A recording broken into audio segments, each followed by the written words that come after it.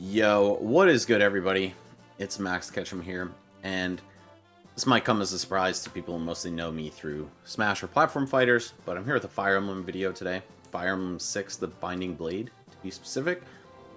So this is actually one of my favorite games of all time, and it's just kind of been my hyperfixation as of late. So much so that I did a hard mode Iron Man of the game in the past couple weeks. I actually did it alongside my high school best friend, Tony. So, shoutouts to you, Tony. We both finished our runs since then. But, yeah, I just kind of wanted to yap about the game. And I don't really even care if anybody listens, but doing this for me. So, yeah, I want to share the tier list I made for the game with you guys. And also just kind of talk about every unit's place in the run and my run in general. And I actually did record almost all of it, other than, like, the first few chapters and a couple chapters that I played right in front of Tony. Like, it was mostly just to show him and kind of compare runs and stuff. But it did cross my mind that I could end up uploading the video. So let me know in the comments if you want to actually see the run. And maybe I'll actually upload it. It'll be a little edit heavy, or sorry, it'll be light on the edits, but editing it will be a good amount of work. And I'm not great at that, so yeah, maybe it'll happen, maybe it won't, but definitely let me know if you're interested. Either way, let's get into the tier list. So, for those of you guys that don't know, an Iron Man in Fire Emblem is basically running the game without being able to restart the chapter. Like, whatever happens, happens, and it's final. No save states, nothing like that. So if your units die, you know, you cannot restart the chapter and try over and try to clear it without losing them. Death is permanent. Kind of like a Nuzlocke if you're into Pokemon. So, Fire Emblem 6 is known for being a little bit of a clunky game, and also a pretty hard game, but I gotta say, I think it's my favorite Fire Emblem for sure. 7 and Echoes are right up there in my Hall of Fame, but I love this game. I have been playing it for over 20 years, ever since I discovered that there was a translation patch in the first place. Well, I guess about exactly 20 years, maybe a little less. But I was a wee lad on the GameFAQs forums, and I saw that there was a fan translation. I immediately learned how to do all that shit and started playing it. I don't think I ever beat the game until I was in high school, years later, because, again, it's kind of hard even on normal mode when you're like 10 or 11 years old. But either way, yeah, I've got a lot of experience playing the game. I used to like go on the GameFAQs forums all the time, and, you know, I've had the characters' stats and growth rates and all that shit memorized for so long. Watch a lot of YouTube videos of Fire Emblem stuff, especially recently. So shout outs to guys like Mecha and Don and Raisins, that whole crew. I love your content, and definitely inspired me to get heavily back into Fire Emblem. So yeah, the tier list is going to evaluate 3 things for the most part. It's going to be availability, reliability, and impact. So let me just break down real quick what each of those mean and how they're going to play into things. Availability is the amount of time you have the unit for, right? Like, what chapter do they join in? Obviously, joining earlier is better, and if you aren't around for most of the game or half the game, you'll get dock points, but you can make up for low availability. Some units are just so damn good that even if they join a little late, they're still going to be, you know, very high on the tier list because they do so much when they're actually in your party. Then there's reliability. So because this is an Iron Man and you only get 1 crack at every chapter, it's got to be like a unit that consistently does what you want them to do. And, you know, durability plays into this. Like, sure, you could set up optimal stuff with like RNG rigging or, you know, a ton of stat boosters all going to the same unit or whatever. So, you know, just how often on average are they going to do what you want them to do? That's reliability. Also, if you have to go way out of your way to train a character, or if they're gonna die if a million enemies attack them, right? Like, they have a shaky dodge chance, stuff like that. That's gonna hurt your reliability. Basically, how well can they accomplish their task for the chapter without risking death? And then impact is, what do they do once you actually have them, right? So we'll see with a couple units in this run that even though they join a little late, they accomplish so much for you that it's not gonna hurt them much. And also some units that are around for the whole game also accomplish a lot, or maybe they start to accomplish less and fall off as the game progresses, but their availability and reliability is so strong that they don't get hurt too badly by low impact in the end game. right? If they're not necessarily making the main final party. All right, so yeah, I guess without further ado, let's get into the list. So I've organized it by join time. You're going to notice, because of that availability criteria, that most of the best units join at the beginning of the game, right? That's just kind of a thing in Fire Emblem, and a thing in games in general. If you don't have the unit for most of the time that you're playing, you know, what the fuck, right? They're pretty useless. So here we go. First we have Roy, the main lord of the game. And let's take a look at his bases and growths. So Roy joins at level 1 in the beginning of the game, obviously. First unit you get is the main character with kind of shitty base stats. They're not horrible, but they're not great. 5 strength, 7 speed, 5 defense. Those are like the 3 stats that matter the most. So he's pretty weak. And his growth rates are 40s in strength and speed, 25 defense. Does have a very high luck growth and reliable HP, and surprisingly high res for a non-magical unit. So, you know, at first glance, is like a pretty shit character. He can only use swords, and because of that, that means he can't counter at 2 range unless he has one specific weapon, which is the light brand. Not going to be around for the whole game. It's going to break eventually. But you do have to deploy him in every chapter. He is around for the entire game, and also he has an amazing affinity and support list, right? So with the fire affinity, he's going to give himself and his support partners attack, crit, avoid, and hit, all of which are very desirable stats. And he can support actually all 4 of these first units right here: Marcus, Alan, Lance, and Walt. You don't really care about Walt. Spoilers, he's kind of shit. But these are 3 very important characters, and giving them support bonuses that can be built quickly, mind you, from Chapter 1 is really valuable. So here we have the tier names. These are characters that are absolutely necessary, characters that are amazing in combat, utility, or both. Kind of the rest of your team, the core deployment slots that you'll want to have in most chapters, at least as long as there are a bunch of deployment slots in that chapter. Then you kind of got the fringe guys who are like, oh yeah, if you can afford to throw a couple extra units out, here's some good candidates. Then we have niche or substitute units. These are not necessary for the game by any means, but they can fill a role if somebody died. Again, this is an Iron Man specific tier list. And then we have the shitty guys, like the pretty bad but maybe serviceable in some capacity, and the complete trash. So Roy, I'm gonna put him here. Like, you could kind of read this just as S, A, B, C, D, E, and F tiers as well. Obviously Roy is not matching this description, but I'd say he's kind of like a middle of the road unit, but on the higher end. This might come as a surprise. Like, I think Roy's actually pretty good. His combat stats aren't that bad. Yeah, he has a super late promotion, but in the beginning of the game, he does contribute.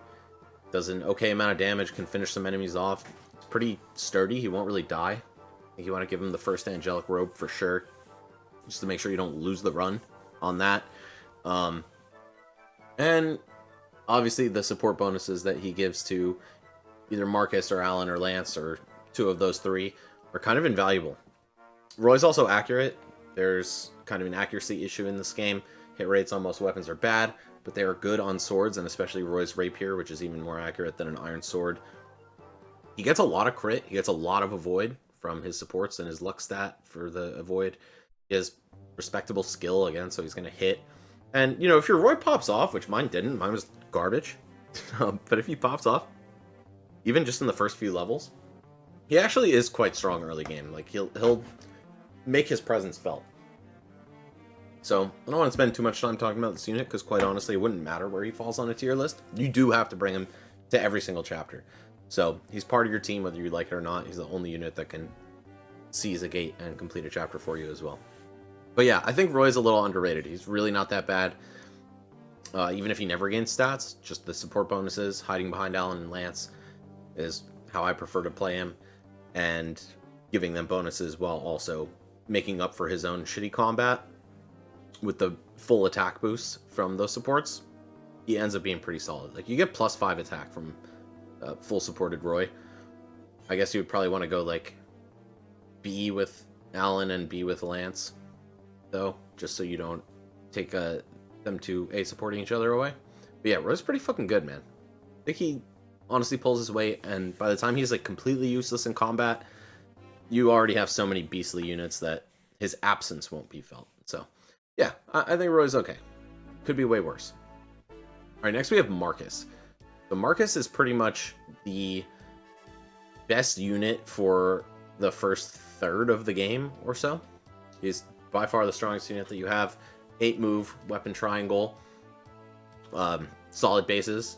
Obviously, he falls off pretty quickly. If you've played this game before, you don't need me to tell you that. He's the Jagan of the game, so starts off promoted, starts off a cut above the rest of your guys, but they will outgrow him when they catch up in levels.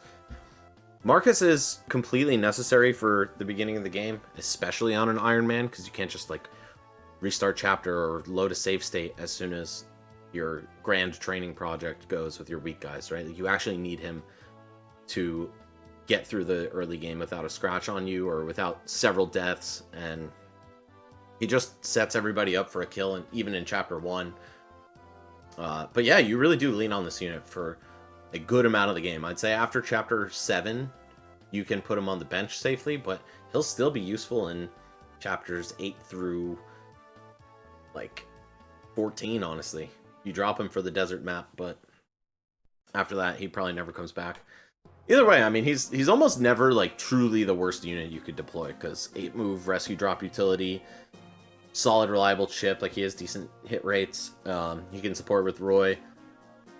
So yeah, even when Marcus has fallen off, he's already contributed such a ridiculous amount to your team. There's no question that this is an S tier unit.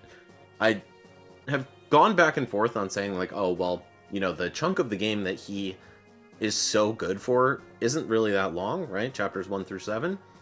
But for your run to even go anywhere in an Iron Man setting, you need Marcus. If you want to make it out of chapter 1, you need this guy.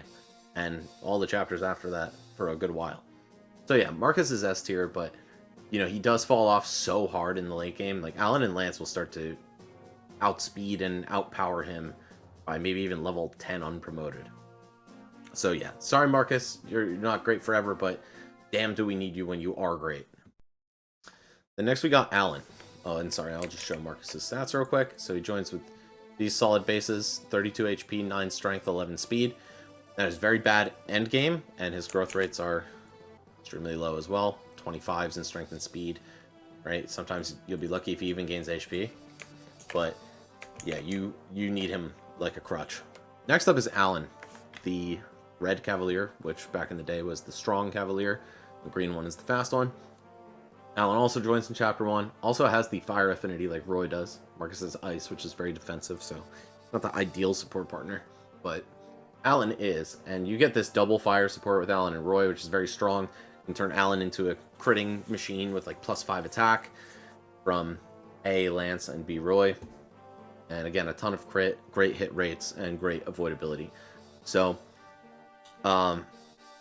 yeah, I think just as much as you need Marcus, you need these two Marcus Juniors.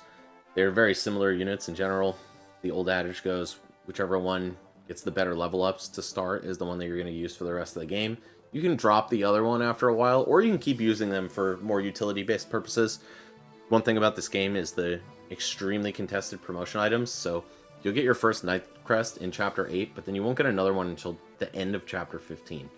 So, just whichever one is popping off statistically, whichever one has better combat, that's the one that you want to use. They're going to be in the same tier, right next to each other. But they're both really, really, really good.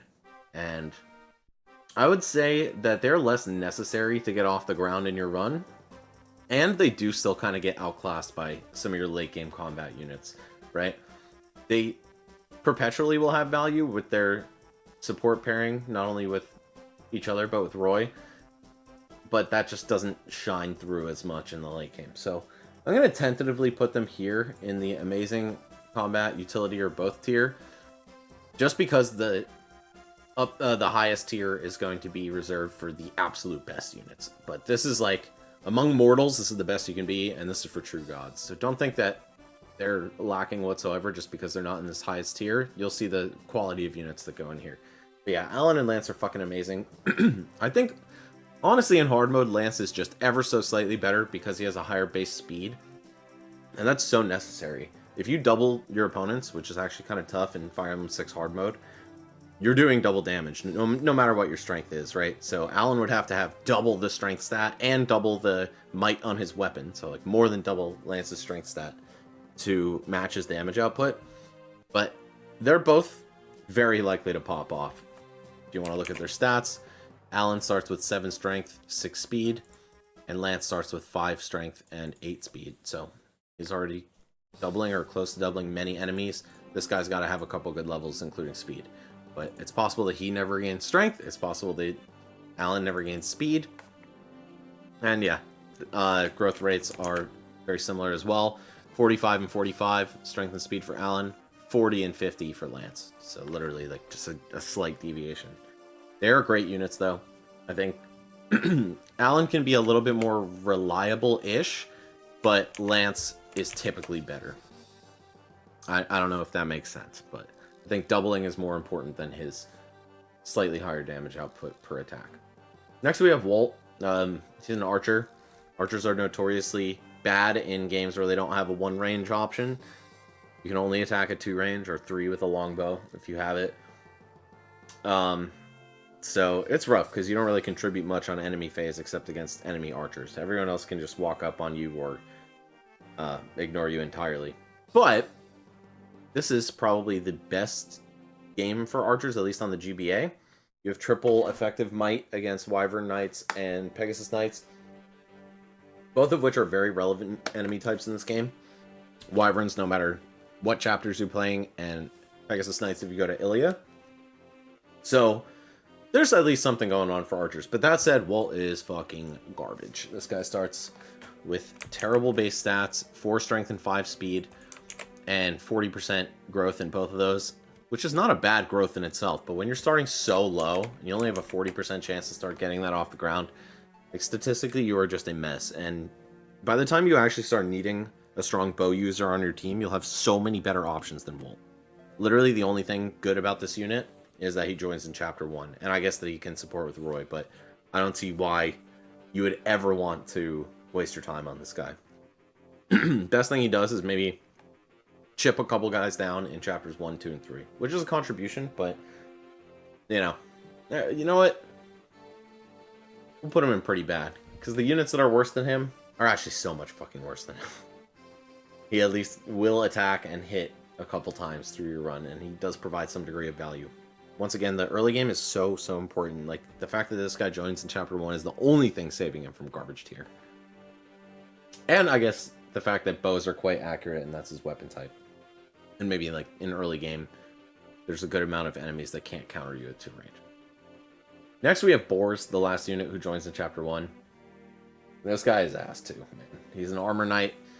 You're limited by your 4 movement, which is the most important stat in Fire Emblem. Like, let's take a look at these stats. Oh, he's tanky. 11 defense.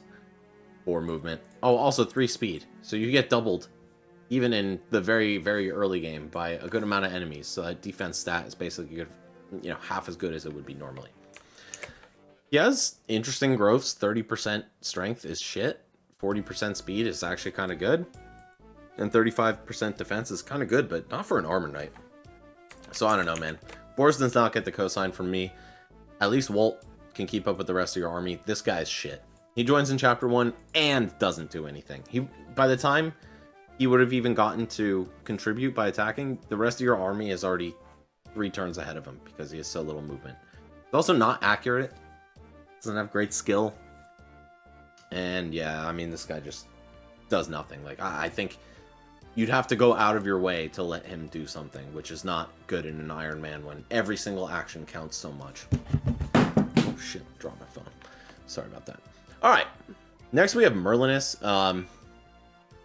Merlinus is just a niche unit. He is the transporter unit, so he's your storage. You can choose to use a deployment slot on him if you want access to all of your items during a fight. And sometimes you might actually want that, but I really doubt it. There's so many other ways to make the most of your inventory slots and not need to waste the space on Marcus. But to call him, Merlinus. But to call him garbage would be disingenuous because he isn't necessarily a bad unit. He actually can fill a niche by being a sacrificial lamb. He will not die permanently if he is killed in combat. He's going to get killed every time combat is initiated against him. But he comes back, so he's kind of cheating the Iron Man rules a little bit. Just because the game doesn't count him as dead, he'll just retreat. There is, I think, exactly 1 chapter I chose to deploy him. But yeah, I mean, it's there, right? It's not garbage, but it's not really good. I would say the opportunity cost of fielding another unit is garbage, but there's some chapters that are a little generous with deployment slots, and maybe you just want that fodder, or maybe you want something in your convoy at a rapid rate, or you can like pick up a new item, warp something, maybe even that new item to the convoy for another unit that's close by to Merlinus to grab it. It's not the worst thing out there, but yeah, he's convenient when he's a free slot in the first 5 chapters of the game, but after that, really no point in fielding him. Okay, next up we have Ellen. Ellen's a cleric that joins you in chapter 2. She's extremely frail, 16 HP and 0 defense at base, 1 magic, but it doesn't really matter because she's not a combat unit. She's just out here healing her units, but only for 11 with the heal staff, or 21 with mend. So that low magic does kind of cost her. She makes up for it with her growth rate of 50 in magic, but a 20% speed growth is really damning. It is just kind of likely that she'll sit at base speed forever if you low roll it. She does make up for it with a 70% luck growth rate, so she does end up pretty dodgy even if her speed doesn't pop off. And she's, I think, by far actually the tankiest, or the highest resist growth in the game, resistance growth. Yeah, at 60. So only a little bit above certain units, but still very, very, very good. So she could be a magic tank. She's honestly not the worst combat unit. I've had playthroughs with her where she pops off and gets strong. In my Iron Man, she did not. She was just kind of whatever. But she still contributed a good amount, even with like slightly above average combat. I think Ellen's quite good, honestly. She is a little bit outclassed by the other healers in the game, but if one of them dies and she's her only option, she does a damn good job of it. The most annoying thing for her is that she joins with a D in staves. You're going to see Saul right here joins with a C in staves, and that alone makes him a little bit better just because the really important staves like Physic and Warp, it'll take a lot of staff uses for Ellen to get there. Even if you're using her for the whole game as like your backup healer, I don't know if she'll reach that that threshold without wasting a lot of turns. But this is an Iron Man, not an LTC. You're free to take as many turns as you want. You just got to be careful. You want those reliable, solid units. And Ellen kind of is one of them.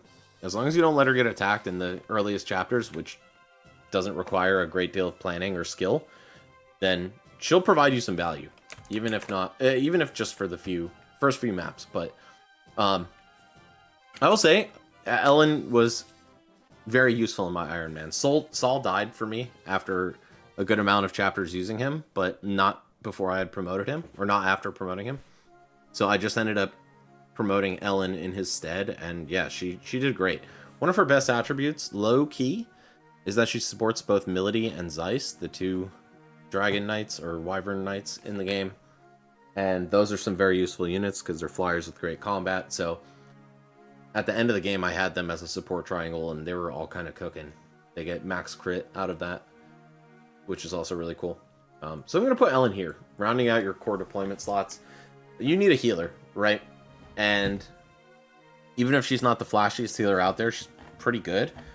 Saul is better statistically and in terms of staff rank, and then Clarine, who we'll get to soon, has a horse, so she's kind of better than both of them. But this is a good unit, man. Don't sleep on her. I think her supports do a really good job of making her stand out compared to the other ones.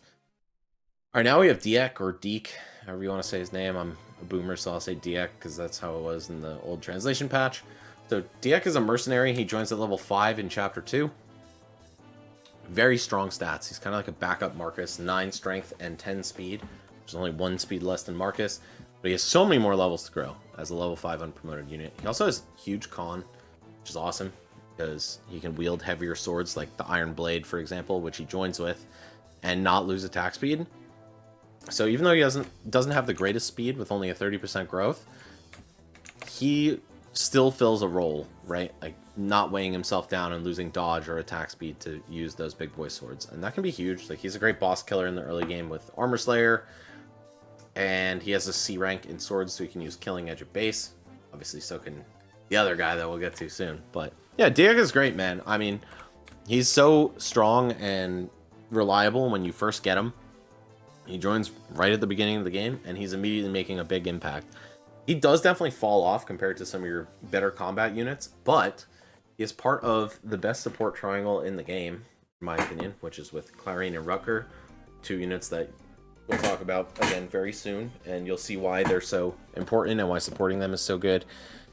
Yeah, Diak is amazing. I'm going to put him in this tier. Amazing combat, utility, or both. When he joins, he has amazing combat. He remains a great utility unit by buffing your Diak and Rucker, or sorry, your Clarine and Rucker. He can 2-range when he promotes into a hero with hand axes.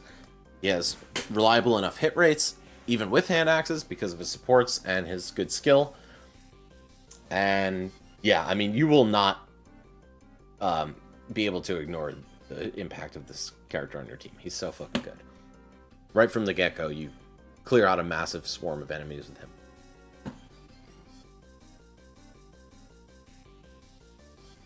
Alright, next we have Wade or Ward and Lot. I'll be saying Ward, because that's the patch that I play on, the old one. Ward is... sorry, they're both fighters. Ward is kind of like Alan in that he is stronger but slower. Lot is kind of like Lance in that he's weaker but faster. But honestly, both of these guys are pretty fucking bad. They're better than Walt for sure, because they can 1-2 range. I think Lot is ever so slightly better, just because he gets doubled for less time. Let's look at their stats. So you can see right off the bat that Lot joins with 2 more speed, but 1 less strength. And their growth rates are in the same vein. Ward has 50% strength and 20% speed. Lot has 30% strength, which is laughable for an axe fighter, and 35% speed, so still not exactly good. One random interesting thing is that Lot has a crazy high defense growth of 40%, which is higher than Boar's, the armor knight you have. I don't know what the fuck is up with that. But he can be a tank if he starts popping off in defense levels. But yeah, man, I don't know. These guys are just not great. GBA axe fighters have a terrible reputation, and I'm sure this isn't the first Fire Emblem channel you've watched that has told you that. So yeah, they're not great, man. They at least can do something. They support each other. They can be backup Hero Crest promotion units if you want them to, if you lose all the good ones. But that's another thing that really holds them back. They are competing for the very contested Hero Crest, which is in short supply and high demand. Alright, now we have Thani or Shanna, who is the first Pegasus Knight of the game. I'll be calling her Thani because I'm a boomer. That was the original translation of her name. So this is as the first flyer you get in the game, an invaluable unit. She can go anywhere on any map, traversing all kinds of terrain. She starts with very high base speed. We can look at her stats real quick. So 12 base speed, but only 4 base strength, which is pretty typical for Pegasus Knights. And if you want to look at her growths, she will barely gain strength, but she will very frequently gain speed. That said, despite her being so frail, she's really dodgy, right? 60% speed and luck growths with 12 and I think 6 base luck, 5 base luck. So right off the bat, she's already kind of dodgy, and that will only become even more prevalent as she gains levels. She does not have to compete for a promotion item. You get 1 Elysian Whip in Chapter 7, and then by the time you get more flyers, you'll get more whips as well. Or you'll already have more whips. So you want to get this unit to level 10 immediately, and have her move an extra space. She can carry Roy around the map to seize points. She can get villages. She can go off on her own little quest. She can dodge tank once she starts leveling. And even though she has low durability, you just give her either the first or second angelic robe of the game, depending on what you do with Roy. And yeah, she'll suddenly start actually living. Then you get to promote her before the Western Isles maps, Chapter 9 and forward, which are loaded with axe fighters with low accuracy. You slap a sword on her, and she's dodging everything and just kind of going off into her own little corner of the map to fulfill side quests for your team, essentially. Her combat is quite bad, but even if she never gained a single level and was stuck at base the whole time, and I guess, you know, then promoted with those stats, she'd still be more than good enough. Like, she could have 1 HP, 0 defense, and 0 speed, and 0 strength, and still do a lot for you. Especially because she's the only one that can do it for the early game. So we're going to rate Thani very highly. I'm going to put her here. I think she ends up contributing a little bit less to your run than Alan and Lance do, but you still really do need her. And her utility greatly outshines that of Diak because, once again, she's a mounted flying unit. Rescuing and dropping and going on side quests is something that a 5 or 6 move foot unit just can't do to the same degree.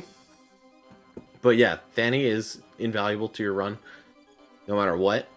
But she won't really be getting any kills in the later game, and it can be a bit annoying to train her. So I'd say her reliability is her weakest point.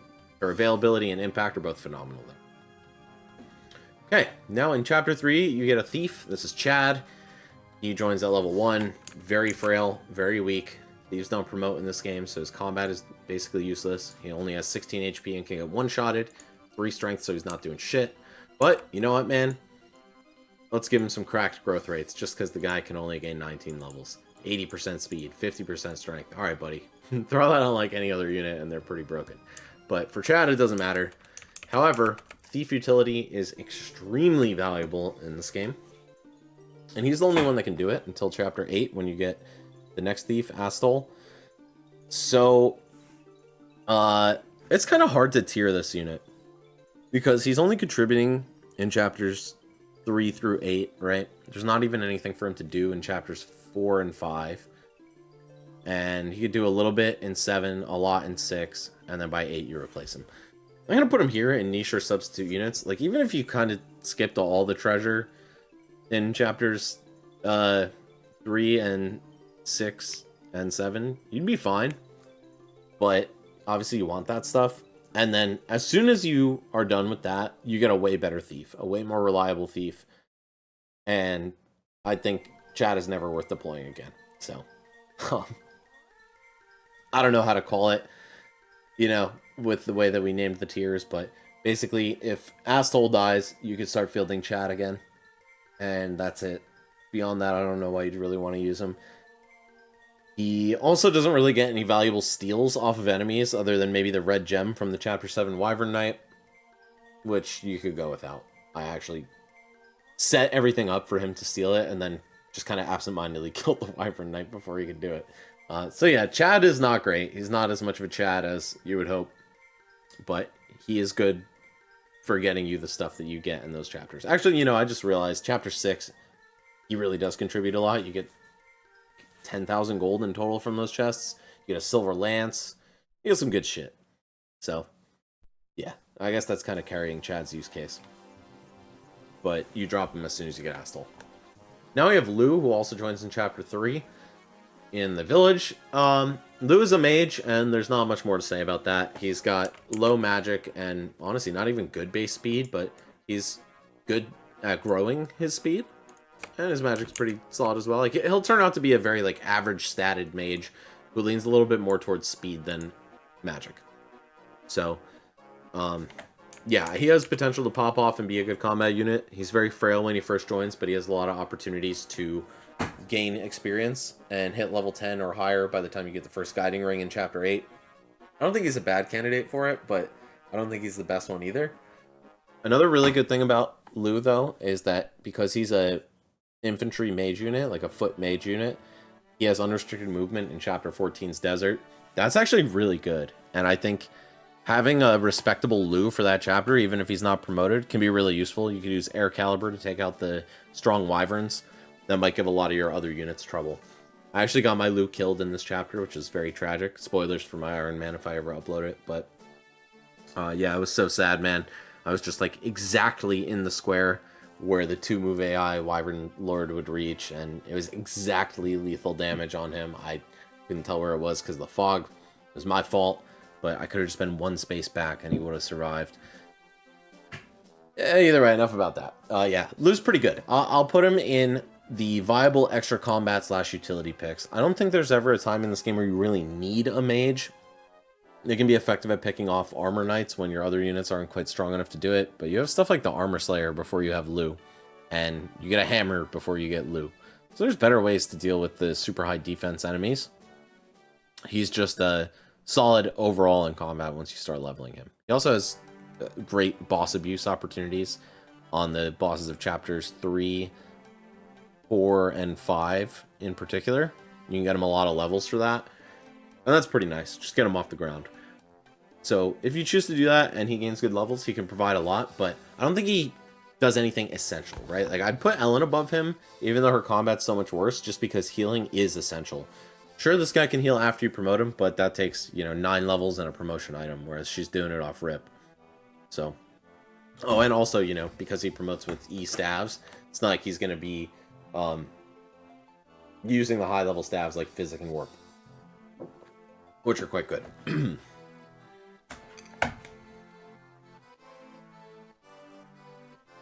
Alright, now we have Clarine, who joins in Chapter 4.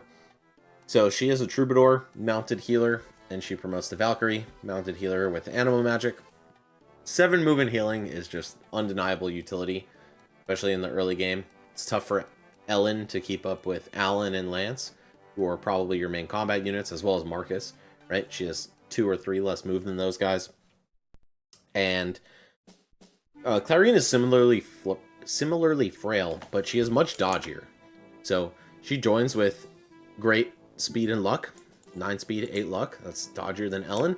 And she is way faster in terms of her growth rate, and even her luck growth is almost the same as Ellen's. So by a certain point, this unit just can't be hit, right?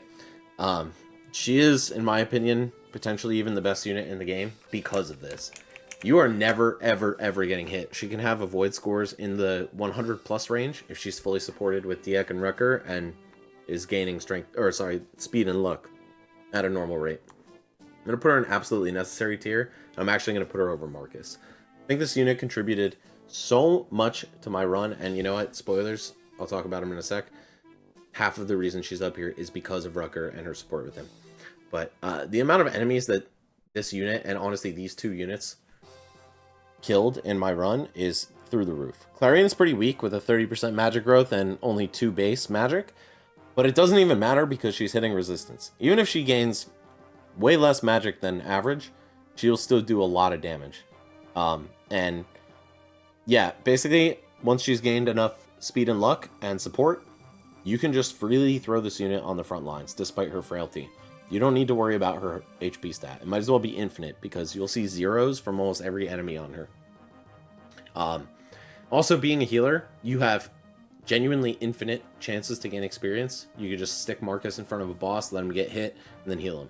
And then let the boss heal. And then heal Marcus, right? Like, this is not an LTC. This is an Iron Man. You can be as slow, careful, and deliberate as you want, because your deaths are permanent, and nobody is making you race the clock.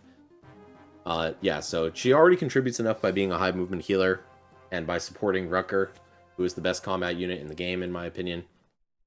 But she also can start getting her hands dirty in fighting. The Diek, Rucker, Clarine support triangle gives max crit, so she'll have crit rates near the 30s or in the 30s with regular tomes or just like a Thunder, which gives +5. She can use Air Caliber if you give her enough kills for the swarm of wyverns that you fight in the later half of the game.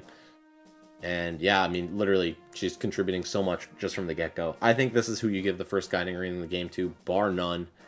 Even if she can't move freely in the desert, she's still worth deploying in the desert, just because her and Rucker can handle all the brigands and berserkers that spawn in the bottom left.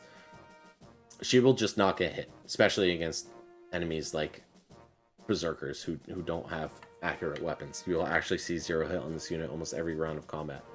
In the later half of the game, you fight some strong sword masters and snipers and heroes that have high accuracy, strong weapons. Just keep her away from them and have her 1 range the snipers and 2 range the heroes or sword masters, right? Like, you actually don't have to let this unit take damage almost ever. Animal Magic is also great in this game because not only does it hit resistance, but it's also super accurate and super reliable. Big problem for a lot of weapons in this game is the hit rates, as we've mentioned before. But yeah, man, Clarine is fucking broken. And, yeah, I actually even wrote a list a while ago of, like, all her pros. But I think I pretty much covered everything. She's always doubling, by the way, when she is promoted and actually fighting. 1-2 range on magic, as you should know, is pretty fucking useful. And you could promote her very early. I think by chapter 8, I already had her at, like, 17, level 17, so she gained a lot of levels. I didn't even have great magic on mine, and she did so much damage just by attacking resistance twice every turn with a high crit rate.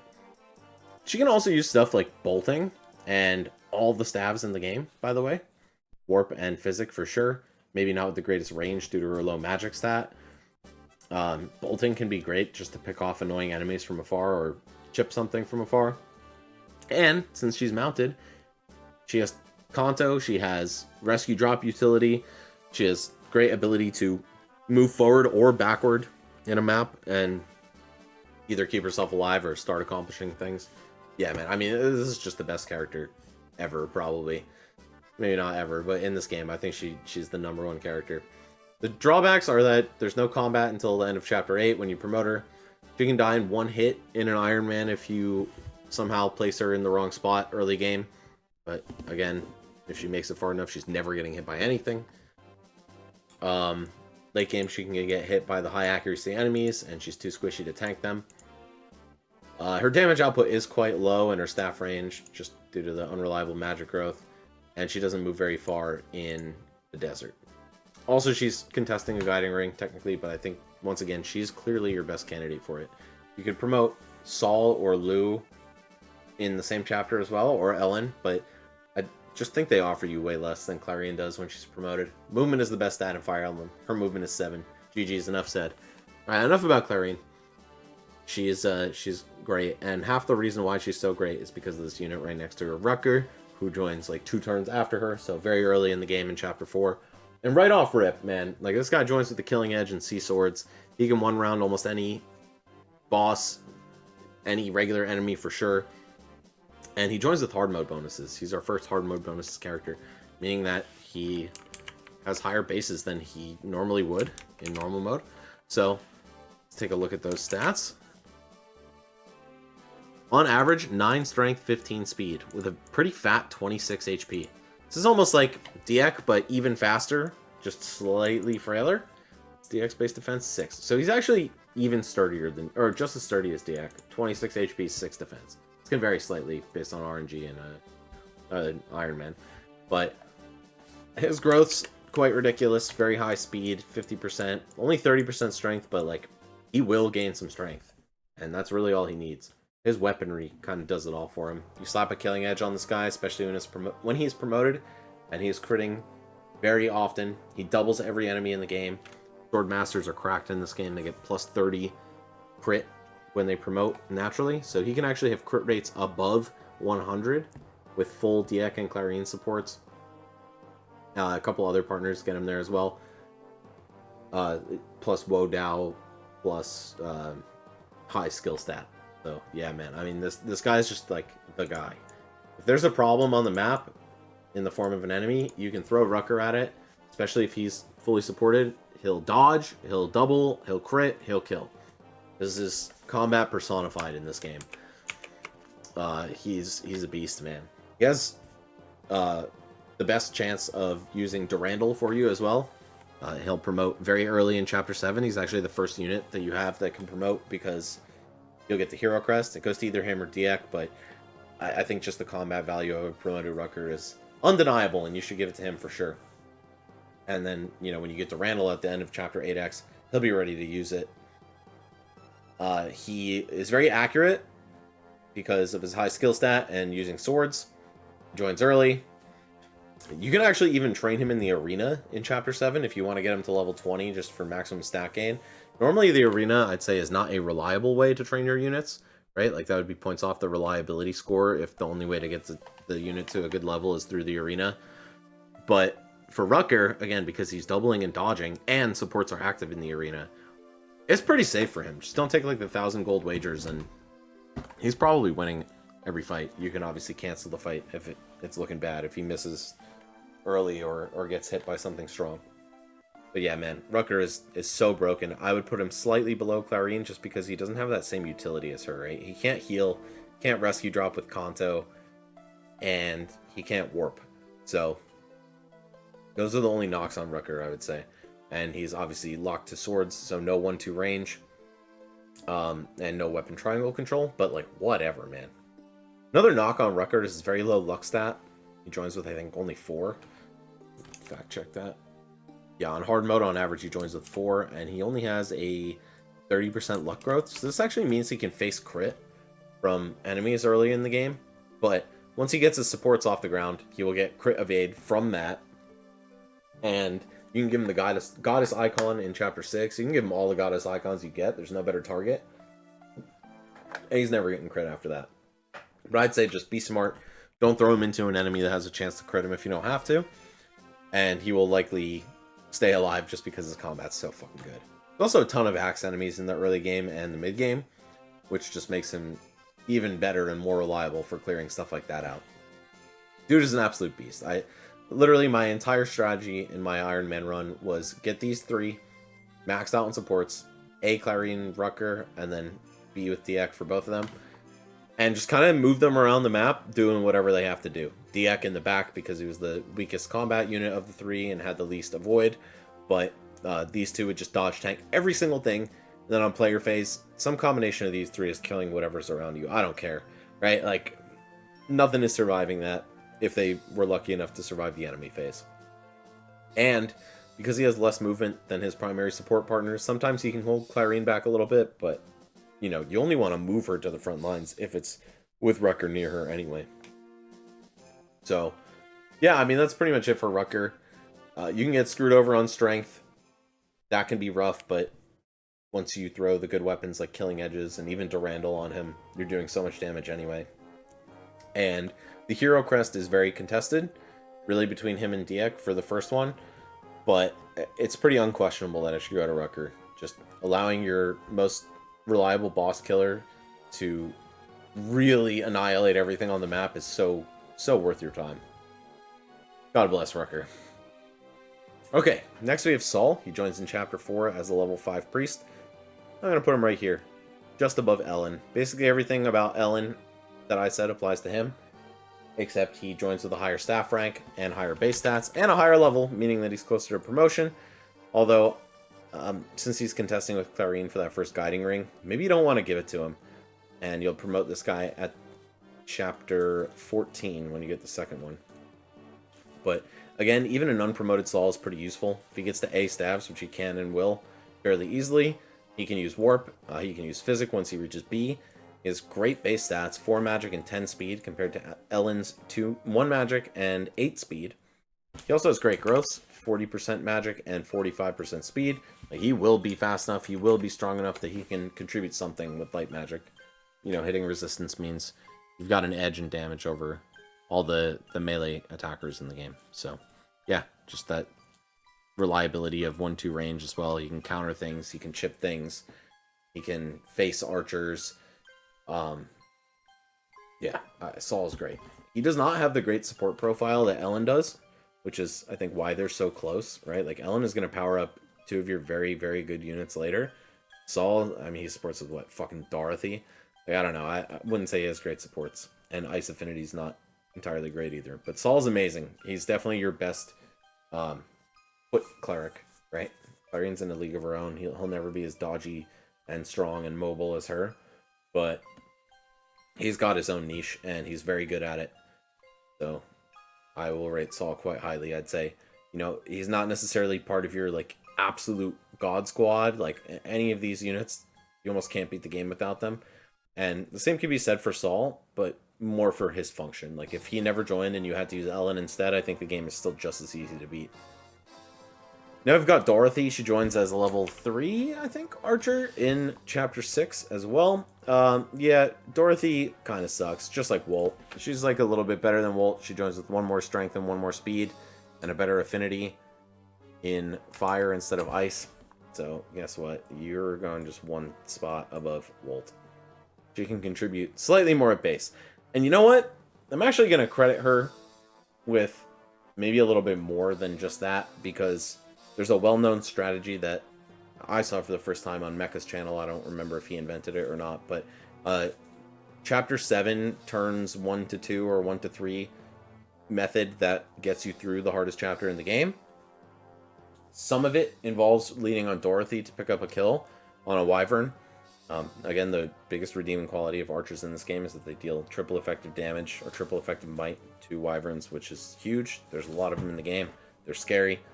And Dorothy, with her slightly higher base stats and her steel bow and her less attack speed loss from it, is a little bit better than Walt for the job.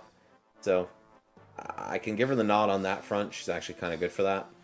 But yeah, man, I don't know. You're still a level 3 archer with shit bases in this game where you can't counterattack at one range. So yeah, fuck Dorothy. She's got me yawning. This unit makes me fall asleep. Extremely boring.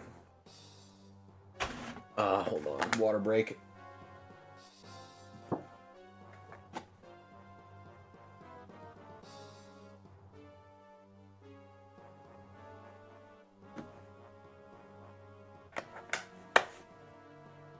Alright.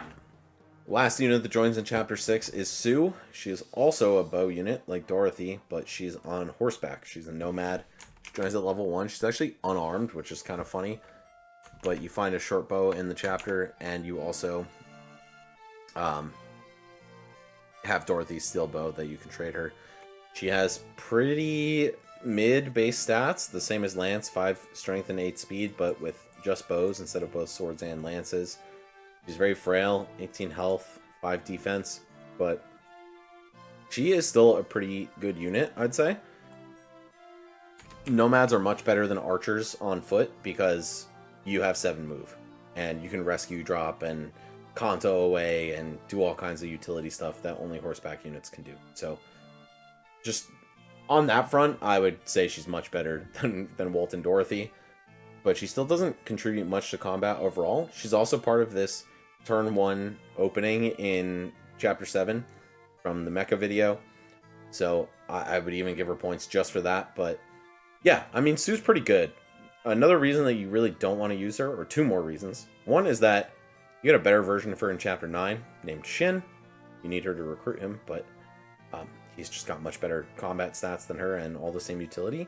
And also, if your Nomad units, so Sue and Shin, have gained more EXP than your Pegasus units, so Thani and Tate, then you will go to Sakai in the Chapter 17 route split, and Sakai is a lot harder than the alternative, which is going to Ilya.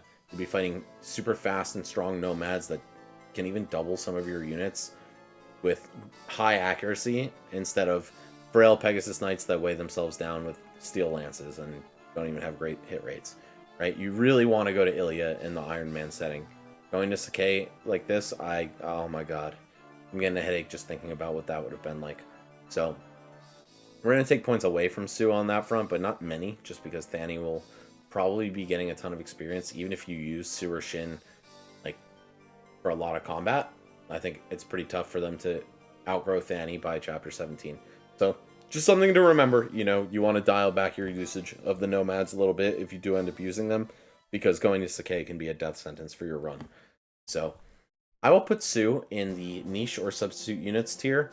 I think if Shin dies or you don't recruit him, he can actually be kind of good just to take down some airborne enemies, right? Even at base, she does a respectable amount of damage to Wyverns and Pegasus Knights. She has a lot of move. She has a lot of utility as a result of that, and her horse. I think combat-wise, she's much better than Walt and Dorothy. She's faster than both of them at base, and she'll only continue to grow faster than them, as she has a massive 65% speed growth. She's also very accurate, high luck and skill stats, but her strength is not reliable, right? 30% strength growth can be a little shaky, and she doesn't have the crazy base strength that Rucker does. So that low growth actually does count against her quite a bit more. She also has very low defense, which is to be expected, and not great HP, so she can die. But you know what? If she does die, it's really no great loss. She actually died in my run in Chapter 7, and I didn't feel any pain from that, quite honestly. It was super whatever. So yeah, I'd put Sue in the niche or substitute tier. She can do something. She has one very particular use in Chapter 7, so make sure you're a recruiter. Like, take dropping Roy in that opening, but yeah, I mean, not a very impactful unit otherwise. Now I've got Zealot. Zealot is like Marcus 2. He joins in Chapter 7 as a level 1 paladin. He has ever so slightly better bases than Marcus. +1 strength, +2 speed over the old man. Do you have more con? No, they both have 11 con. But the really important things here are 8 move and weapon triangle advantage over everybody in the game, should you set it up properly. So Zealot's good. He just isn't around for all that much. He does have great base resistance as well. Marcus has 8, Zealot has 11.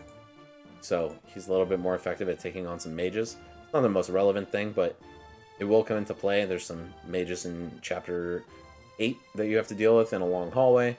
Zealot can be good to just throw out there. I mean, you definitely deploy him in Chapter 8, as far as I'm concerned.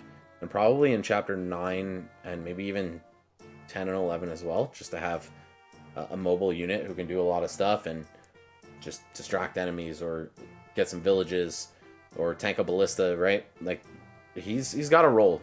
But after that, his combat stats are just too far behind, and he's going to lose relevance very quickly, especially if you have Alan and Lance alive and one of them promoted. So I would give Zealot the viable extra combat / utility picks. Even when he's fallen off, he still kind of pulls some weight just by being 8 move with Kanto and Weapon Triangle and Pin. It's impossible for a Paladin to be bad, I think. He'd have to have such horrible stats that is just not ever worth deploying. Comes promoted right out the box and is on par with your best combat units at the time. Although when he falls off hard. So, shout out to Zealot. You also have to keep him alive if you go the Ilya route to get the true ending. I think you'll have no trouble doing that. Just don't deploy him in any risky chapters for him, because he might get smoked by some random enemy, but it's very unlikely. Just don't try to fight any bosses with him.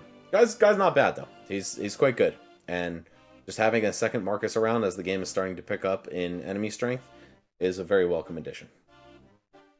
Now we have Trek, who joins alongside Zealot. He's a level 4 Cavalier in Chapter 7. Yep. And he's supposed to be the tanky Cavalier of this game, kind of akin to Lowen from FE7. But, man, this guy's base stats are just shit. 8 defense, 25 HP. It's not bad, but it's not like particularly tanky versus any of the other guys. Then 8 strength, 7 speed. Man, what are we doing here? This guy's just behind. The best thing I can say about Trek, and also about Noah, who joins with him, is that they're okay replacements for Alan and Lance if they died. Their stats aren't that horrible, but they're far from good. And you'll really miss Alan and Lance. Like, these guys will not fill that same role, but they're mobile, they can get around the map, and they can use some good weapons. So, yeah, I mean, if Alan or Lance died before you could promote them, sure, you've got a backup, but I'd still rather, like, even without these guys supporting each other, I'd rather use them than a supported Noah and Trek. So I will put both of them here in the niche or substitute category. I think I'll put Noah slightly higher because he joins at a higher level, so you have to train him less before you promote him. He has slightly better stats, 2 more speed, 2 more HP. He actually has less defense. But he also has 1 more con, which means he can use a steel sword with no attack speed loss and a higher sword rank of C. Pretty cool. Killing edge out the box on a Cavalier, but again, these combat stats are just not great. Alan or Lance has long surpassed this. And yeah, you'll be missing them if they die.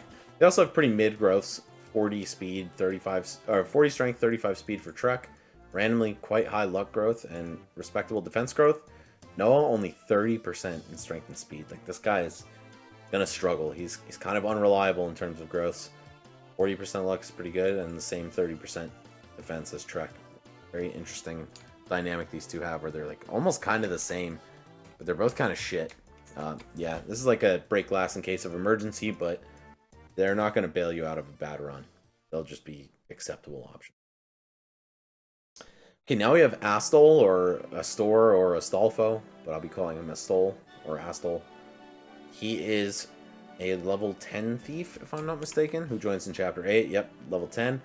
And this is the only stat that matters compared to Chad. It's his HP. Chad joins with 16, and Astol joins with 25. That's a big deal, man. And he also has more cons, so I guess he can use heavier weapons. But 25 HP is just more reliable, man. He's not getting one shot like Chad is, even by this point in the game. And in chapters like Chapter 16, where there's siege tomes that can interrupt your thieving quests, you want that extra HP, just so you don't get one-shotted. You heal him on player phase, and then you keep marching toward the treasure. Otherwise, you have to sit for 5 turns jerking off while Astol gets in position, while your thief gets in position to get the chests after that's gone. Even in an Iron Man where there's no turn count restrictions, other than like for unlocking guidance chapters, you really don't want to get one-shotted on. So, yeah, that guy is very good. He provides an invaluable utility in thieving. I would say he goes in this tier. Rounds out your core deployment slots. You generally do want a thief in the chapters that call for one, instead of using a bunch of chest keys and door keys. It just kind of consolidates that to one unit, and everyone else can go fight. There is one particular steal in the game that matters so much, which is Narshan's Delphi shield. If you don't get that, you're kind of fucked, because your flyer will never be protected against arrows. That's just so important for most of the game. And obviously there are a ton of chests and doors that you need help picking, and it's more efficient to have Astol do it. It's also good for desert items if you're not using the desert item glitch, and for Fog of War maps with his massive vision that can be extended with a torch. So yeah, I mean, whenever you need a thief, this is the one you want doing it for sure. Shout outs to Astol, man. There's not much else to say. Good unit. Now we have Lilina, who is a very contentious unit because she is not great statistically, very difficult to get off the ground training-wise, but is also a much beloved unit. Not only because she's a cute little girl and Hector's daughter and important to the story, but because she can be very strong in combat with her 75% magic growth. Her bases are kind of shit. 5 magic, 4 speed, compared to Lu's 4 magic and 6 speed, if I'm not mistaken. Yeah, 4 and 6 versus 5 and 4. She joins at level 1, same 16 HP. Very shaky to start with. This is a unit that gets one-shotted and certainly one-rounded by almost everything after joining in Chapter 8. But you can set up a Lilina training mechanism in both Chapters 8 and 8X to get her off the ground. 8X is littered with weak enemies that you can chip down and then give the kill to Lilina. You can do the same with the last few units and the reinforcements in Chapter 8 if you want, once you free her from jail. Hashtag free Lilina. But quite honestly, I don't really see why you'd do it, right? Even if you don't have Lu trained at all, even if Lu is dead, you don't need a foot soldier mage at all. You don't need a character in the mage class at all. In fact, you're probably about to promote Clarine at the end of this chapter. And you also don't necessarily need a magical nuke. There's not really a whole lot of strong armored enemies in this game that have such high defense but mediocre resistance. And yeah, she can use air caliber to kill wyverns and hit their low res stat, but you'll have archers with crazy bows that can do the same thing. You'll have armor slayers for the knights and generals. So I don't know. I mean, she's a nice unit to have trained. Like, she'll definitely contribute and do a ton of damage and be a great user of 4-blaze in the end game, but you really don't need this role to be filled. That said, if you give her all the speed wings you get in the game, if you really set this training arc up for her, which is quite achievable, I think, she's good. I mean, she'll do her thing. Like, I don't think there's a better candidate for the speed wings that we've put on this list yet, at least. Everyone is kind of fast enough to double in their own right. Lilina might need some help, especially with that shaky 35% growth. Oh yeah, let's look at her growth. 75% HP, but here's where it all goes downhill, is that 35% speed with a base of 4. She's good luck, so she can be dodgy, but even her resistance isn't crazy for a magical unit. 35% growth. I'm personally not much of a fan of using Lilina, but when you have one that pops off, the power fantasy that you get to fulfill is undeniably awesome. So I would put Lilina just below Lu, because you'll see with the other units that go in this tier, like, she can be a nice cherry on top for combat in your team. You can kind of just throw her at problems, much like Rucker, and she'll make them disappear. She will kill units. She can kill a lot of bosses. She's very accurate, despite having a mediocre skill stat, just because she uses anima magic. She hits res, right? There's a lot of good attributes about her, but at the end of the day, she still requires a lot of work. And I don't know if she'll even be off the ground by Chapter 14 for most people, right? I don't know if she'll have gained enough speed. You do get a speed wing in that chapter. You get one in Chapter 11 as well, if you go the A route. So, I don't know. I think Lilina is overall slightly worse than Lu, just because you got to do more to get her going. But when either of these units is off the ground, they're pretty good. You know, they do something for you. It's good to have a unrestricted mover in the desert and a good air caliber user. I'm honestly kind of torn on whether I think Lu or Lilina is better. Maybe I would give it to Lilina just because her damage is always going to be enough to one round. And, you know, 2 speed wings means a guaranteed +4. So she could end up just as fast or faster than Lu. I I don't know. Let's just consider them interchangeable. Lou's a little bit more reliable than her. Let's put it that way. And then you can maybe save your speed wings for, like, Diek. You know? I think Diek's actually kind of a good recipient if he isn't popping off in speed, which is quite likely to happen. So yeah, Lilina, she's respectable. She's controversial. But she also gets a support that builds in one turn with Roy. Like, I had B. Allen, B. Lance, C. Lilina on my Roy. And then I proceeded to never use Lilina for the rest of the run because she wasn't gaining good levels. So really no opportunity cost there. I don't think there's even a better or more necessary C support for Roy. They might as well just do it. They'll be next to each other in Chapter 8 anyway. But yeah, she's okay. She can just cost you some time. And once again, time is not being evaluated in this Iron Man. But I don't know. I think it's easier to get Lou off the ground, less chance of death, a little bit faster, a little bit dodgier to start. And yeah, you know, they're basically interchangeable though. If one of them pops off, kind of like Allen and Lance, you just keep using that one. No matter what, they're mostly on the bench or like waiting in the wings for that second guiding ring, who I would still rather give to Saul or Ellen. That's another thing that works against both of these units, right? Like, they're going to promote with a low staff rank and also not see as much combat as the guys above them. Good units, but not out of this world and not essential to a run, much like everyone else who will go here, right? Like, Zealot even is more essential to the chapters that you'll actually want to deploy him in than these two would be, but they'll maintain some value throughout the whole game, and Lilina can always be a nuke if you need her to be. Now we have what is known as the Suck Squad, the shitbags of the game. That's Wendy, Barth, and OJ. They're all pretty bad, but let's just go ahead and do this. I think Barth is probably better than the other two clowns. I don't know. They're all so bad. These three are the worst class in the game. Armor Knight, 4 movement, man. Like, good luck keeping up and good luck contributing. You'd have to slow roll your entire army to have them meet shield and be defensive in the front. And even then, why would you want to? Because they're getting doubled by everything, so their high defense stats just do not fucking matter. They have low resistance anyway, so mages are going to blow them back. And, yeah, like, they don't even do any damage anyway. They're not doubling anything. Yeah, no, these guys suck, man. I'm not even going to bother looking at their stats. When he joins at level fucking 1, basically the same level as Lilina, except even worse stats, less accurate, doesn't hit resistance, doesn't get a free support with Roy, doesn't become a nuke when you train her. She gets okay stats, but like, she's fast for an Armor Knight. But I don't know, man. She's dog shit. And then Barth is like an exaggeration of an Armor Knight. High HP, high defense, high strength, shit everything else. He's slow, he's inaccurate, no res. Dude, these three are just so fucking bad, man. They're so worthless. And then OJ is not much better. He joins in Chapter 8 as well as a level 4 mercenary. Or sorry, a level 3 mercenary. And he has worse bases than Diek, who you've had for several chapters already. And also a D rank in swords, which is just depressing.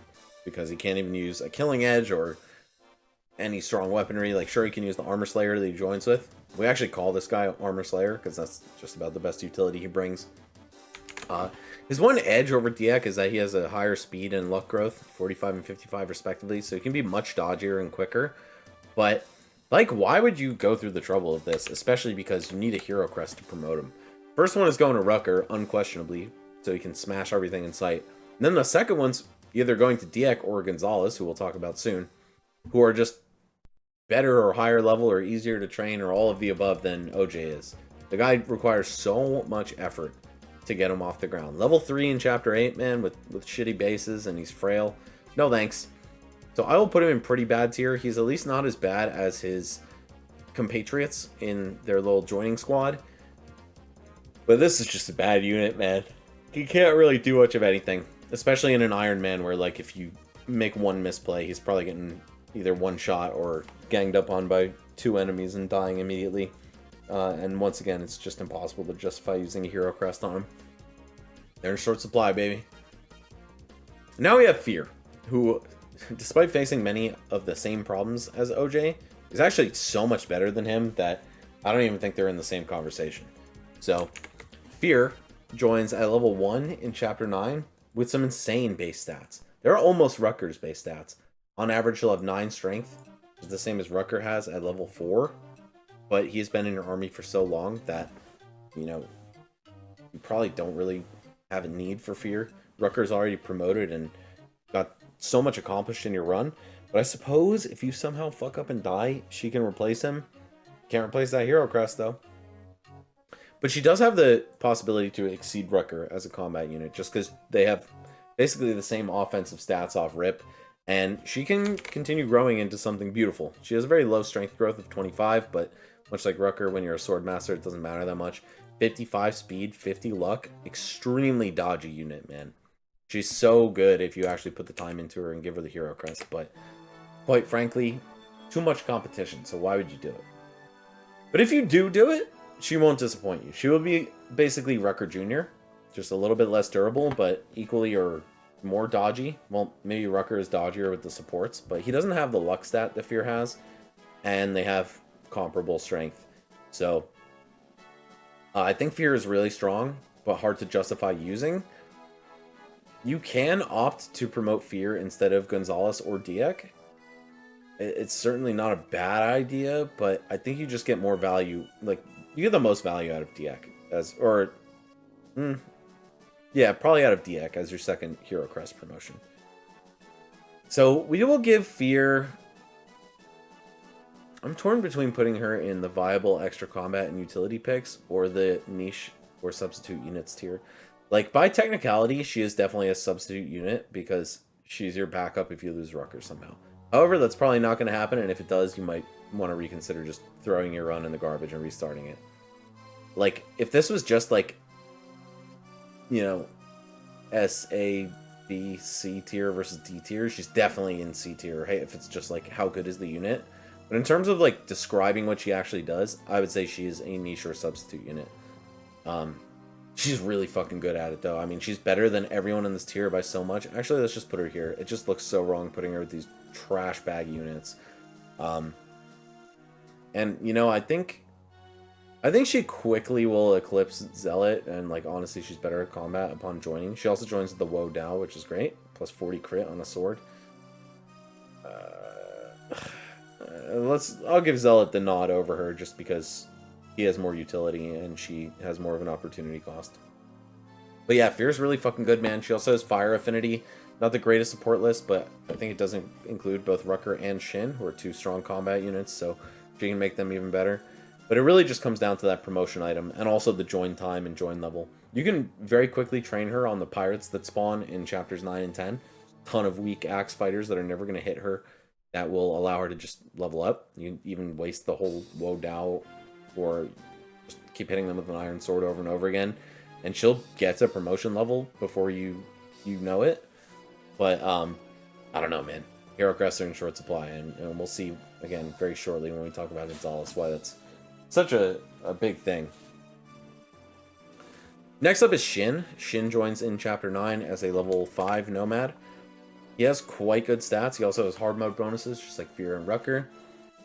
So 9 strength and 14 speed at level 5. That is good, man. And a solid 8 defense, 29 HP. So it's not like he's going down in one round or one shot to much of anything at all. It's never getting doubled. But he has a 1 range or 2 range locked unit, right? He can only use bows or swords. No 1-2 range option. I wish the short bow was a 1-2 range weapon. Rest in peace. But alas. Yeah, Shin, I think, suffers because of his class, but also excels despite his class. Just because his stats are so fucking good, man. Like, those hard mode bonuses really do a lot of work for him. He's great at killing wyverns, which is the edge that bows have in this game. They're definitely the worst weapon type, but they still fill a role.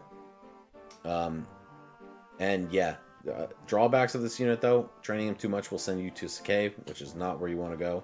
And he shines more in Ilya, which is funny. Whereas the Pegasi do significantly worse in Sakai. And he's great for those endgame maps that are infested with wyverns. He'll make them a breeze. He'll have a high bow rank, and he can use stuff like the Brave Bow and Silver Bow. You do have to gain a weapon rank for him to get the Killer Bow access, because he joins the D bows. It's kind of a bummer. But I will put him in the viable extra combat / utility picks, and I'll put him... He's just a little bit worse off than the mages. No, I'll put him above them just because he's not competing for a promotion item. And honestly, like he's a better unit than Roy, but Roy's around for the whole game and has a lot of niche uses as well. Could he go here? Nah, I don't think he really does. But yeah, like if you want to train this guy, he will not let you down. He's so fucking strong and fast. He obliterates wyverns, so you can just throw him at them. But the thing is, he only obliterates them on the player phase, meaning he gets 1 kill per turn. And then, you know, should they attack him, he's not countering back. And if he is, it's going to be with a sword. And if they have a javelin, he's not going to be countering back. So Shin's kind of cursed by his class, but also amazing regardless of his class. Next up, oh, and by the way, he's not competing for a promotion item, if I didn't say that already. Orion's bolts are not exactly very desirable, because who else are you going to give them to? These pieces of shit? Sue? Eh. Alright, next up is Gonzalez. He joins in Chapter 10 as a level 5 or 11 Brigand. So, he has monstrous bases, 16 strength, 11 speed at level 5. If you go the A route, are you kidding me, man? 43 HP, he's never dying. Probably not getting doubled by much of anything, if at all.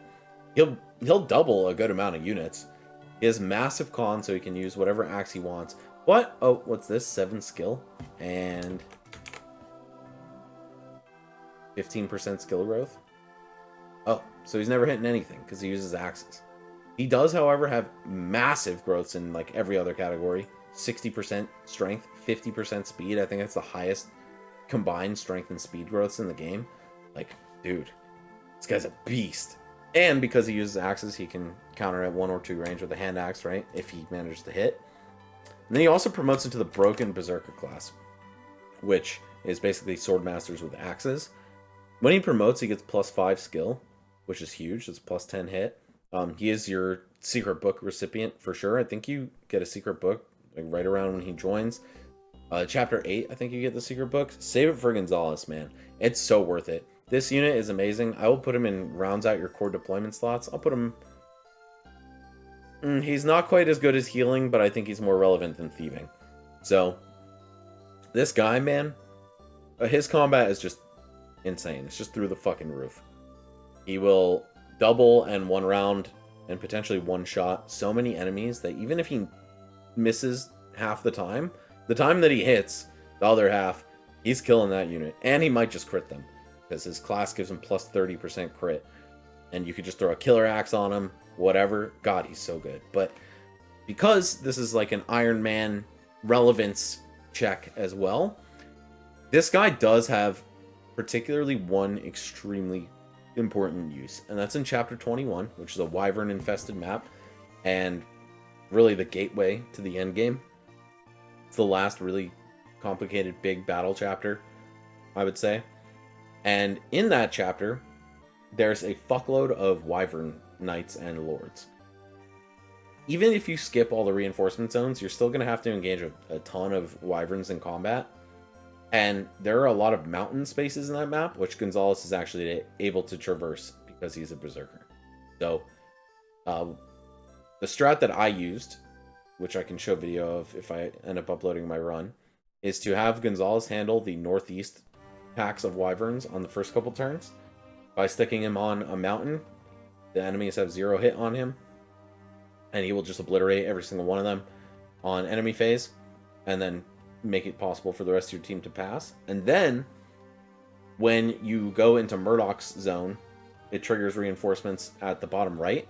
I also just threw Gonzalez on that mountain at the end of the chapter, let him sit and kill all the wyverns before they decided to target the rest of my army as I made my advance on Murdoch. It was very useful. Not a single other unit I had could do that. And he was very effective and reliable at doing it. Again, the enemies had 0 hit on him. He was just 1-rounding them back. Even if he missed both times, I would just kill the remaining dragons on player phase. He's the best Armods user in the game, too, for sure. Like, he'll get S-axes before anybody else. He's very bulky and durable, especially with that +5 defense. So you'll want to put him in the final chapter when you're fighting a bunch of Manicheats. And yeah, I mean, he can walk on water in the mountains, which is cool. Doesn't really come into play much aside from Chapter 21. Did a little bit of it in Chapter 18 Ilya with the Frozen River. I kind of sent him on his own little quest off to the right. But Yeah, Gonzalez is real fucking good, man. And it's possible, again, with the secret books and maybe some goddess icons to improve his hit rate. You can also have him slightly improve his hit rate with supports. I had him support Echidna. You can also have him support Lilina if you end up using her. But yeah, man, Gonzalez is a beast. Again, fills a niche that nobody else can in Chapter 21. And will be a great extra combat unit for most of the game. Like, he'll just one round anything he gets his hands on. I'm tempted to put him above the healers, but I think he just kind of misses out on a lot of the game. Again, the lack of hero crests works against him, because if you promote Rucker and then Diek, which I think is probably optimal, Gonzalez won't be able to promote until after Chapter 16. But low-key, you don't even need to promote him until then anyway. When I trained him was in Chapter 17 on the Southeast Pegasus reinforcements. They are super free for him, even at base level. So I got him to like level, I don't know, 12 or 14 or something, and then let it rip. Even at base, he has great stats offensively. He'll get a couple points of strength and speed for sure when you train him to 10 or higher. And then he'll just be ready to go out the box as a berserker. Yeah, dude's a fucking beast. He's definitely the third Hero Crest recipient, which means he's kind of bench warming from chapters 10 to 17. But he could do something in the meantime. You don't have to deploy him, but you can. And he won't let you down.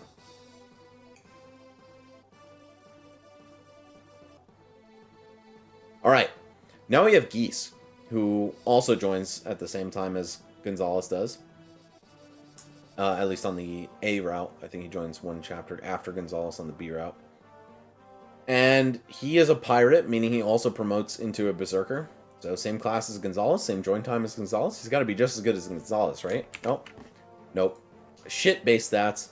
Even if he got hard mode bonuses, he wouldn't be as good as Gonzalez. Like, look, normal mode Gonzalez joins 5 levels lower. Same strength stat, or higher strength stat, same speed stat. Yeah, Geese is just kind of shit. It's unfortunate, because he's cool. He also has less con, and that's bad on a unit that uses axes. He joins with a higher axe rank and a brave axe in his inventory, so that's cool. He's the only unit you'll have that can use it, most likely. But that's not worth much. That's like wall-breaking utility. His growths are okay. 50% strength and 40% speed, right? Yeah. But I don't know, man. Like, this guy's never going to pop off as hard as Gonzalez. He's hard to get off the ground. Really, his only advantage is that if you go the A route, he can promote immediately, whereas Gonzalez will be level 5 instead of 11. And you have to train him up, but it's not much of an edge. You're taking a hero crest away from Diek, probably, and that's just not good. So, yeah, I'm pretty low on Geese. He's very handsome, fun to use, I'm sure, but I've actually never even bothered using him in any playthrough. Even in my low-tier hard mode run, like, I was allowed to use this guy, I didn't fucking do it. However, if Gonzalez dies, he can be his substitute for that Chapter 21 Mountain Scam strat. So I will put him in the niche or substitute units category. I think he's worse than the Cavs, just because they have all that rescue drop utility and 7 move, right? Like, they're probably better than him doing something very important, though only in one chapter. Yeah, Geese is just kind of a letdown. Kind of tough, because he's so cool. He's such a fucking Chad, but he's just not good. I would put him in pretty bad, but he's definitely better than these clowns. And that one use in Chapter 21, which is a very crucial chapter, you're like in the end game, you just need to, make it through this one really tough last fight. Getting you through that is worth something, so I'll put him in niche. Now we have Klein. He is a pre-promoted sniper that joins at level 1 in Chapter 11. Or 10, depending on what route you go. He gets hard mode bonuses, albeit not the best ones. It's a little extra strength and speed, never hurt, but it's not like he gets a crazy boost like Gonzalez does, for example. But Klein's okay. He's much better than the unpromoted archers, because you don't have to sit through all these painstaking levels and use a promotion item on him. Like, low-key, I think I sold all the Orion's bolts in my run, because I didn't use Shin. My Sue died, so I couldn't even recruit him. But Klein, I think we're going to give him the nod to viable extra combat and utility picks. And here's why. Even if you never train this guy, if he's at level 1, he is very useful in Chapter 21 for the same reason as Gonzalez or Geese would be. and that's taking care of the massive amount of wyverns. He's not going to sit there and dodge tank a whole bunch of them and kill them all in enemy phase, but like when you're luring them toward you, you want units who can pick them off on player phase, and Klein is really good for that. The Brave Bow at base will kill everything that comes by, because you're going to be guaranteed to double. If you do train him and he gets a little speed, then he'll just double on his own, and you can use silver or killer bows for that purpose. But he does not need to gain any levels to be very effective at that one job. And that's a pretty important job. You get 18, I think, deploy slots in Chapter 21. So, yeah, like you're not going to have 18 trained up units that you want to bring. And there's not going to be anyone in your army that's as effective at killing those guys as Klein will be at base. So, for that reason, I'm going to put him fairly high on the list. Like, I think he actually contributes a lot in a really important spot. And should you decide to use him for the rest of the game, like, he has pretty okay combat. Like, he'll do a lot of damage. The strong bows are strong. They're accurate, strong 2 range, unlike hand axes and javelins, which can be a little unreliable. And he joins fairly early. Like, Chapter 10 or 11 is really not bad. And he'll get a chance to contribute. It's also good if you go Ilya, pick off a lot of those pesky Pegasus Knights and Falcon Knights that have a lot of movement, but again, he can't counter them at one range, so that counts against him. But even still, Klein is good, man. I actually, you know, in this run, when I had my back against the wall, not like I was about to lose the run or anything, but when it was a really important time in Chapter 21, I was like, oh shit, well, you know, I didn't train any extra units that would be worth anything, and this guy is just like a free deploy with no investment, and he's going to do a ton of work. He was essential to my strat, mostly for backing up Gonzalez on the initial approach to the northeast. So yeah, shouts to Klein. He joins the A bows as well. That's very helpful. You can use every bow in the game besides Mulagir. And if you do end up training him and getting him to S bows, then you have another legendary weapon user for the final chapter should you decide to field him. Not, you know, and that's kind of good too, because it's a 2-range legendary weapon, right? You don't face a counter from the very powerful Manicheets. So yeah, I think Klein's pretty good. Another use I had for him was in Chapter 13, where Milady joins, which we'll talk about Milady soon.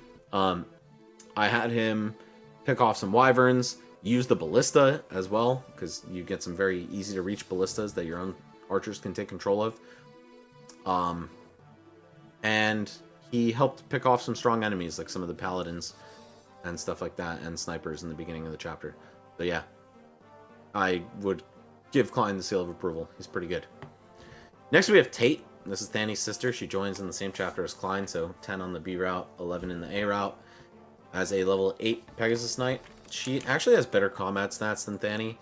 She'll have 9 strength and 15 speed on average, so she's actually a little slower, but stronger off rip, and then very comparable growths to Thany. A little bit more reliable in strength, and a little bit less likely to pop off in speed, but still more than fast enough. Where is she? Tate. Here we go.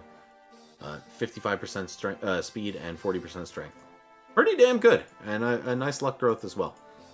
But the problem is, you don't really need her. Like, you only need one flying utility bot, and Thany's already been doing that for you. You've already promoted her, most likely. I'd be shocked if you didn't. I guess if you didn't, then that frees up an Elysian Whip for Tate.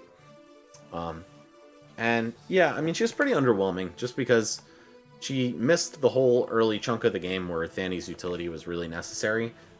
And there are definitely other opportunities for her to do that kind of stuff, but in a couple chapters, you're going to get Milady, who is just so much fucking better than her. In every regard, really. So, Tate is, in my opinion, a viable extra combat or utility pick. If you lost Thany, she's going to be your new Thany. If you didn't lose Thany, she's pretty fucking useless. But yeah, I don't know. She's just whatever. The thing is, if she is your second flyer, like, she's honestly better than like all of these guys. But it's hard to rank her exactly. But she's really not even bad in combat. She's not stellar, but it's something. I would put Tate probably like here. Probably the bottom of this tier. Just because Klein is like, you know, more than good enough for his job. Tate is only in case of emergency, right? Like, you don't have to lose a unit for Klein to be good. You do have to lose Thani for Tate to be good. And to even get deployed or promoted or any of that shit. So, yeah, not the worst unit by any means, but just outclassed by availability of Thani, right? To refer to those three initial criteria, availability, reliability, and impact. Thani has had much more impact with much more availability, or especially because of her much greater availability. Now we have Lalum. She joins in Chapter 11 as a level whatever dancer. Doesn't fucking matter. Stats don't matter on this unit. Yep, straight up here, and so is her counterpart, Elfin. You get to give whatever unit you want another turn, and that's great. Imagine having 2 Ruckers, right? This is your second Rucker right here, one of these two. So, what I will say is I think Lalum is slightly better because she brings you to what is, in my opinion, the better route. A route is better and easier. You get the better Gonzalez. You get the better chapters 10 and 11 in terms of like the village loot and stuff too. And also she has a support with the next unit we'll talk about, Echidna, that makes her extremely dodgy. So much like how Clarine can be a dodge tank with 0 hit rate from the enemies on her, Lalum can actually do the same thing. She's a little bit frailer and she has no combat value, but like you can still just have her sit on a forest or something and never get hit, especially when she has an A support from Echidna. So I'm gonna give Lalum the slight edge over Elfin here, but these two are invaluable to your run. I think they're actually gonna go above Marcus, because Marcus falls off as soon as you get these guys. They suddenly double whatever your best unit's turn is, or whatever the most useful unit's turn is, right? It could be like one turn it could be Rucker, and the next turn it could be Rescue Bot or Roy, so he can get to the throne faster or whatever. Dancing is just so broken in Fire Emblem. This should come as no surprise to you. Giving somebody an extra turn is so useful. And the units themselves are very dodgy and reliable once they've got a few levels under their belt. If you want to sit there mashing A, you can get them to level 20 immediately and have them serve as good dodge tanks right off rip. But quite honestly, they'll gain those levels quite naturally over time as well. I would, however, recommend spamming to level 20 in an Iron Man. I didn't do it just because it was trying my patience, and I kind of did it in chunks. But yeah, man, they're extremely useful. Do not sleep on these guys. If you're a noob, you might not understand the full utility of dancing, but it is there. Water break, one sec.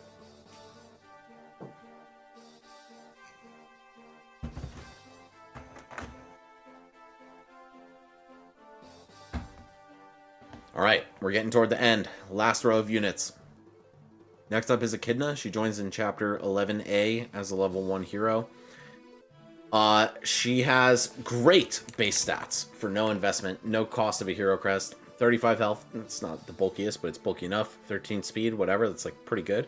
19 skill and 18 speed. So she's so reliable at hitting, and she's going to be fast while doing it. She doubles almost every single thing in the game. Only unfortunate things are these two stats right here. She can face crit from some enemies. It's a good reason to support her with Lalum. She'll get crit avoid from that. And only 8 defense, so she's a little squishy. Surprisingly good 7 resistance, though. But yeah, this unit I think is quite good. She joins with a B axe rank, so she can use Geese's Brave Axe way better than he can. And C in swords, so killing edge right off rip. No complaints there. She only has 9 con, though, which is very low for an axe-wielding unit. She will face attack speed loss. Good thing is, when you have all this speed, you could use the heavier weapons and still double. But she's my ideal recipient of the body ring item that you get in Chapter 13. I don't really see a better user of that because most of your units have enough con to use the weapons they want to use. You don't want to give it to your mounted units because they'll lose aid. And Echidna really benefits from not losing attack speed to double some of those faster enemies in the later part of the game. Her growth rates are kind of shitty. I think it's 30 speed and strength. Yep, but that's like good enough. I mean, for a pre-promoted unit who already joins with very serviceable offense, she will keep up and she'll be useful for the whole game. She supports Lalum and Gonzalez, by the way, just like more of a reason to go to the A route and have access to that little support triangle. And with full supports, she becomes pretty damn useful. I actually think she goes like here. I think she might be better than Gonzalez just because she hits everything. and she doesn't have to use a promotion item. You can start fielding her in every chapter right after she joins, and she's going to do a lot of work. She'll be good at either chipping or finishing off a lot of enemies, reliable hit rates with swords especially, but also sneakily accurate with axes, unlike most units that use them. And yeah, I mean, you fully support her, you give her a good amount of levels throughout the game, and she's going to hold her own for the whole entirety of it. I think she's for sure like a main party unit. So I love Echidna. She's one of my favorite units. I also think her design is just so cool. She's unique because she's a female hero. She gets some bonus points for that, even though it doesn't mean shit. But especially in an Iron Man setting where, you know, you might have lost a good combat unit, she's going to be ready to take their spot immediately. Like, imagine your DX dies, boom, you got Echidna ready to go. But yeah, it's that dodginess and that support triangle that really, I think, solidifies her spot in the higher tiers here. Hand axes for 1-2 range as well. She's part of a great class and hero. And yeah, she's just more than good enough. Even if she never takes off with her growths, it doesn't matter. Her at base is still so good. Now we have Bartray, who joins on the B route in chapter, I think that's chapter 11 when he joins. I've only played the B route, I think, once in my whole history of playing this game. Bartray is pretty unexciting in my opinion. He has 22 strength when he joins, which is crazy, but only 10 speed. So he'll actually get doubled by mercenaries at like this point in the game. And he's definitely not doubling anything that's not a knight or super weighed down. And he only has D rank and bows, which would be kind of cool with his massive strength stat, right? If he could just like one-shot wyverns or use the brave bow on them or something. But unfortunately, you've got to invest way too much into him to even allow that possibility. He's got a lot of con because he's a big warrior man, which is kind of good. But I don't know, man. With all this HP, but only 10 defense, he doesn't even end up being that bulky. He gets doubled a lot. It's just kind of overall a very middling unit, in my opinion. I've seen people start to speak more favorably about Bartray recently, kind of in reevaluating the game, but I'm not sold on him, man. He might come through and one-shot a Pegasus every now and then, but you got a million units that can do that, and you have to go on a worse route to use him. I guess the one good thing about him, though, is that he has no opportunity cost. He comes promoted. You can use him right out the box and start deploying him. But I don't see what role he really fills, man. Axes are inaccurate, and he's no exception. I think he has like 11 skill. Yeah. So I'm not so big on Bartray. I'll put him here, like toward the bottom of this tier. He's a good substitute if you don't have, I don't know, like a good Gonzalez or a good Arch. I don't know, man. I think Bartray's pretty bad. But like, again, he's better than these shitters. These all take a hero crest, and he doesn't, so I'll give him the nod. He's actually probably better than Geese as well, because you don't have to do anything to get him off the ground. He has 1 more speed than Geese at base, right? Like, that's good enough. I think he has a 30% growth in speed, so like, he actually has a chance to gain some decent levels. 40% strength, who cares? 22 is enough to start with. But yeah, not much to say about Bartray. You probably don't even want to be in a position where you go with the B route anyway. It's so easy to just choose one village over the other in Chapter 9, or choose no village at all. You'll still go the A route. So yeah, fuck Bartray. He's got a great stash, and he's an FE7 though, and he's a good dad, so we love that. And look, he's directly below Fear, his daughter. They can support, which is good for Bartray mostly. Like Fear, I think, doesn't really even need the supports, but she doesn't mind having them. Alright, next is Ray. Another unit that I don't really have much to say about. He costs a guiding ring, which is tough in a world where we have Saul, Ellen, Lou, and Lilina waiting in line after Clarion takes her first one. He's a dark magic user, which is niche, but not a very useful niche. It's just like having an inaccurate mage. The extra damage that he'll do with his good magic stat and dark tomes is kind of negligible compared to Lou, and quite honestly, I think Lilina's going to outdamage him anyway. I'm pretty low on this unit. He doesn't get hard mode bonuses because he's not a reinforcement. One good thing about him is that he does join Guiding Ring ready. I guess if all your other mages died or you didn't train them at all, he has the ability to just take the second Guiding Ring in Chapter 14, and without training him at all, he can do something. He has okay growths, I think like 45 speed, or 45 magic, 40 speed, yeah.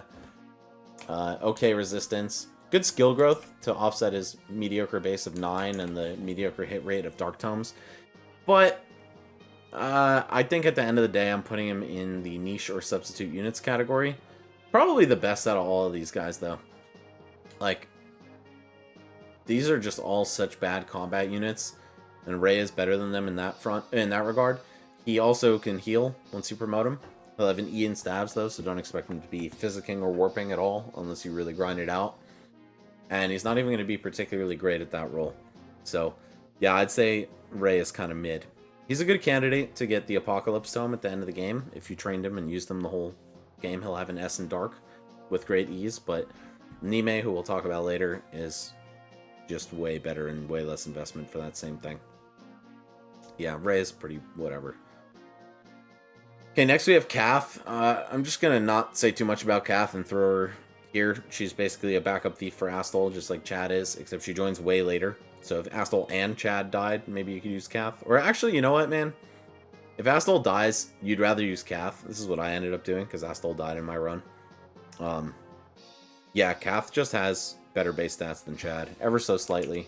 She's got a little more health and hard mode bonuses. 20 speed, or 20 HP, sorry. And better speed and luck, so she's going to be dodgier. She shouldn't be facing any damage anyway, but if she does, she has a slightly higher chance to survive it than Chad would.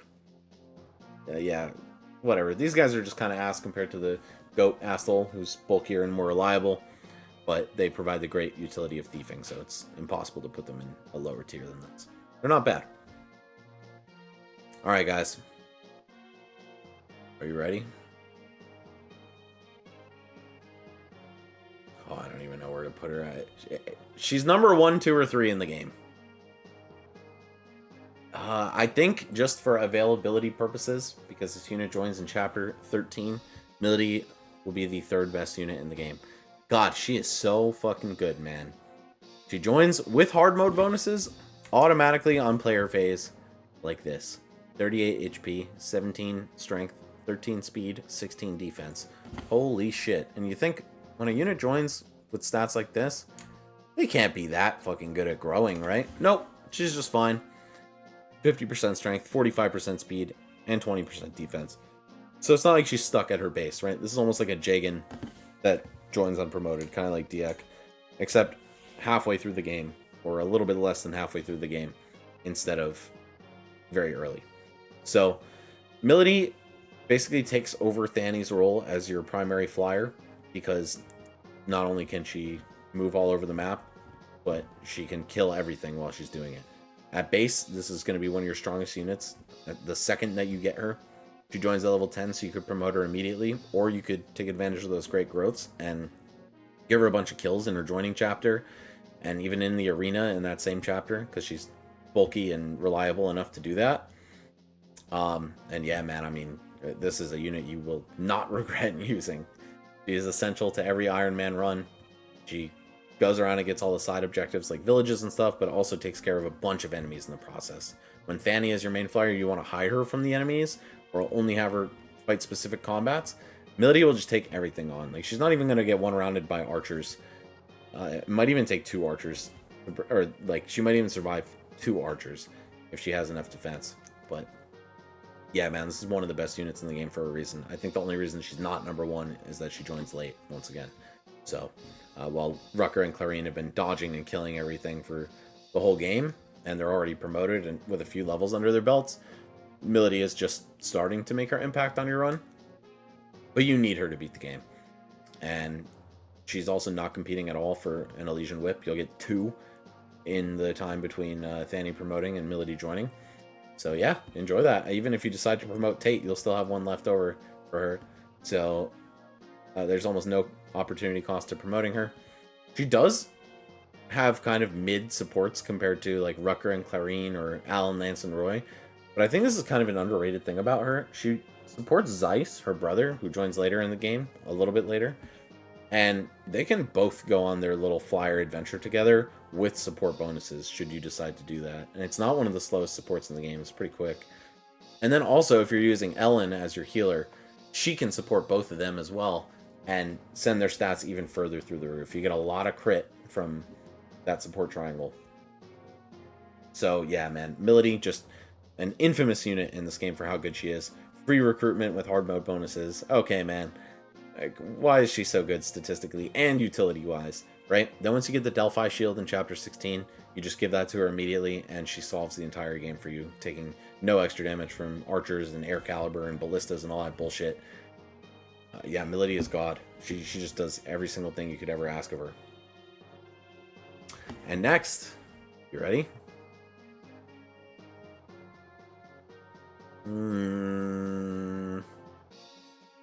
It's so hard to call between these two, but I think I gotta give Marcus the slight edge over Percival. Maybe he goes down in this tier. I don't know. Let's just leave him up here. Percival is a fucking monster, man. Look at these bases. He joins in Chapter 15 as a level 5 Paladin, at least if you want the hard mode bonuses. If not, you can try rushing to recruit him in Chapter 13 for these stats, but this is the money, baby. Percival has absurd base stats. Honestly, fairly good growths in the 30s, like 30 strength, 35 speed, yeah. So he won't even fall off. I mean, even if he never gained a single stat, this unit would still be broken. 8 move, Kanto, weapon triangle, insane bases. What more needs to be said? As soon as you get this guy, you can just send him on the front lines, let him take a bunch of hits, deal a bunch of hits, kill things at 1 range, 2 range, anywhere in between. He also has good res, like 13 base res, so magic units aren't much of a threat to him. Good at absorbing siege tomes or direct combat from mages and stuff like that. But yeah, man, I mean, in terms of combat, like he honestly might... Nah, he probably won't outshine your Rucker just because of the crits, but he will be on the same level of capability with your Rucker, your Milady, and whoever else might have got RNG blessed in your run.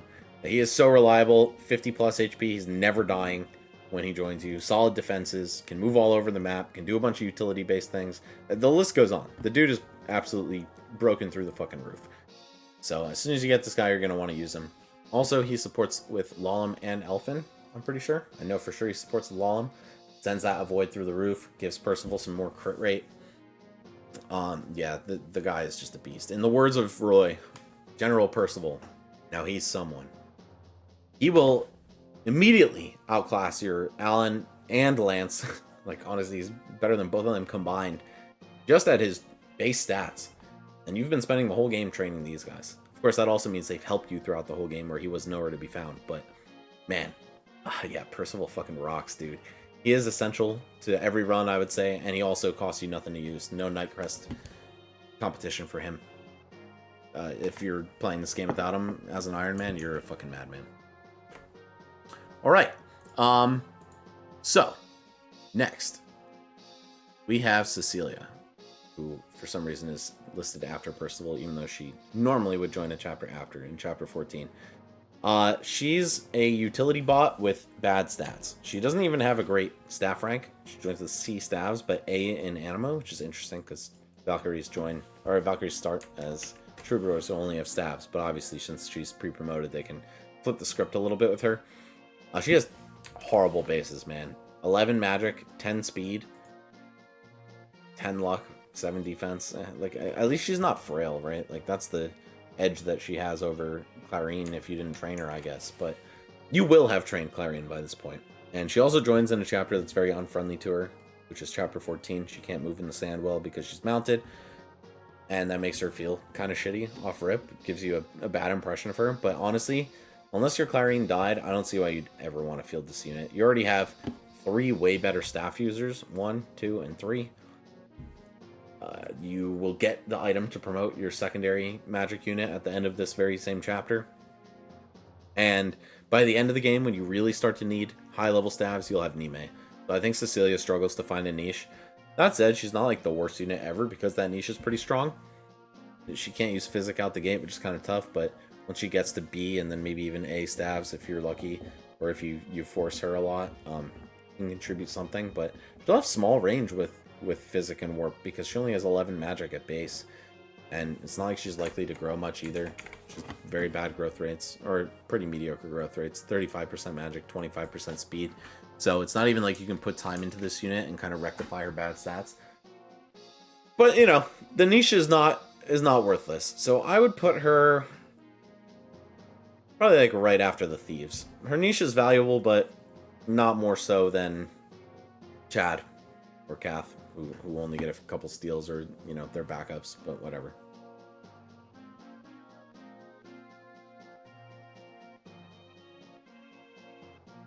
Are you ready? Are you ready? Are you ready? Boom, baby! This unit fucking sucks. Sophia's probably the worst unit in the game. Like, almost everything bad you can say about Wendy applies to her. She's part of a much better class. She's a shaman instead of a knight, but... Man, can we talk about this? Chapter 14, one of the hardest chapters in the game, Fog of War, full of strong enemies. She has the nerve to join at level 1 with these stats. 6 magic. 2 skill? 4 speed? She's getting doubled, and it doesn't even matter if she's getting doubled. She's getting 1 shot by everything with her 1 defense and 15 health. Bro, this unit fucking sucks, man. I don't know why she's in the game. Her biggest contribution is that she unlocks a guiding chapter and gets you a guiding ring. I suppose she technically is necessary for the true ending. I played a true ending run, so thanks, Sophia. Really appreciate it. But, nah, man. She's just so bad. Like, as hard as it is to train Wendy and get her off the ground, it's even harder for Sophia because it's like 6, 7 chapters later. And, like, same deal as Lilina, right? Like, you could feed her. But it's just way harder. You're doing it against higher level enemies that she has worse hit rates on with a worse weapon type. Still needs the guiding ring to promote. Like, bro, you're giving that to Saul or Ellen or Lou or Lilina or Clarine if you're a madman and decided not to promote her with the first one. So yeah, Sophia is just trash. I don't want to spend too much time on her. Do not use this unit. She's bad. Then we got a green. She joins in chapter 15 as a level 1 sniper. Same story as Klein. I think... I'm not sure who I think is better. I actually kind of think it's Klein upon further consideration. On my first draft of this tier list, I had Klein below her. But she does have slightly better stats, a little more skill, 2 more speed than Klein, so she can naturally double a little bit better than he can. But you know what, man? She misses a couple chapters compared to him, and also her bow rank is worse than his. She just straight up has better stats across the board, other than, I guess, health and luck. But... yeah, man. Good unit. You can put 0 work into her and have her do the same thing that Klein does. Pick off archers, or pick off wyverns in chapter 21, which is essential. I think her and Klein get a huge boost out of that. And they're honestly not even bad deploys in chapter 23, where you fight a lot of wyverns as well. And yeah, I mean, she's a free deploy in chapter 15, which is nice. There's the wyvern near the starting point that she can kill. So she's contributing something. And again, for 0 investment, she comes promoted and will do a good amount of work killing one of the scariest enemy types for you. So that's a green, pretty much. Just Klein, but with less availability. Same impact, I would say, for the 2 of them. And same reliability. They're probably going to hit.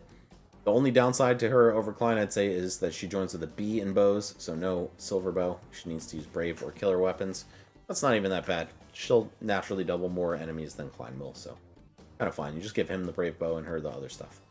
Brave and silver, and then she gets all the killers. Or maybe you give her the brave bow. I don't know. Whatever you want to do, it's fine. Next we have Garrett, who joins as a level, 5 Berserker? 1. Level 1 Berserker. With these stats, 21 strength, 11 speed, 55 health. So he's kind of just like a better Bartray that joins a little bit later. Better statistically, that is.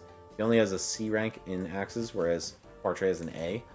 But, yeah, I don't know. I mean, Garrett's pretty whatever. Like, 11 speed is really the downfall of this guy. What's his skill like? 16? Okay, so that's actually higher than Bartray and quite a bit higher than Gonzalez.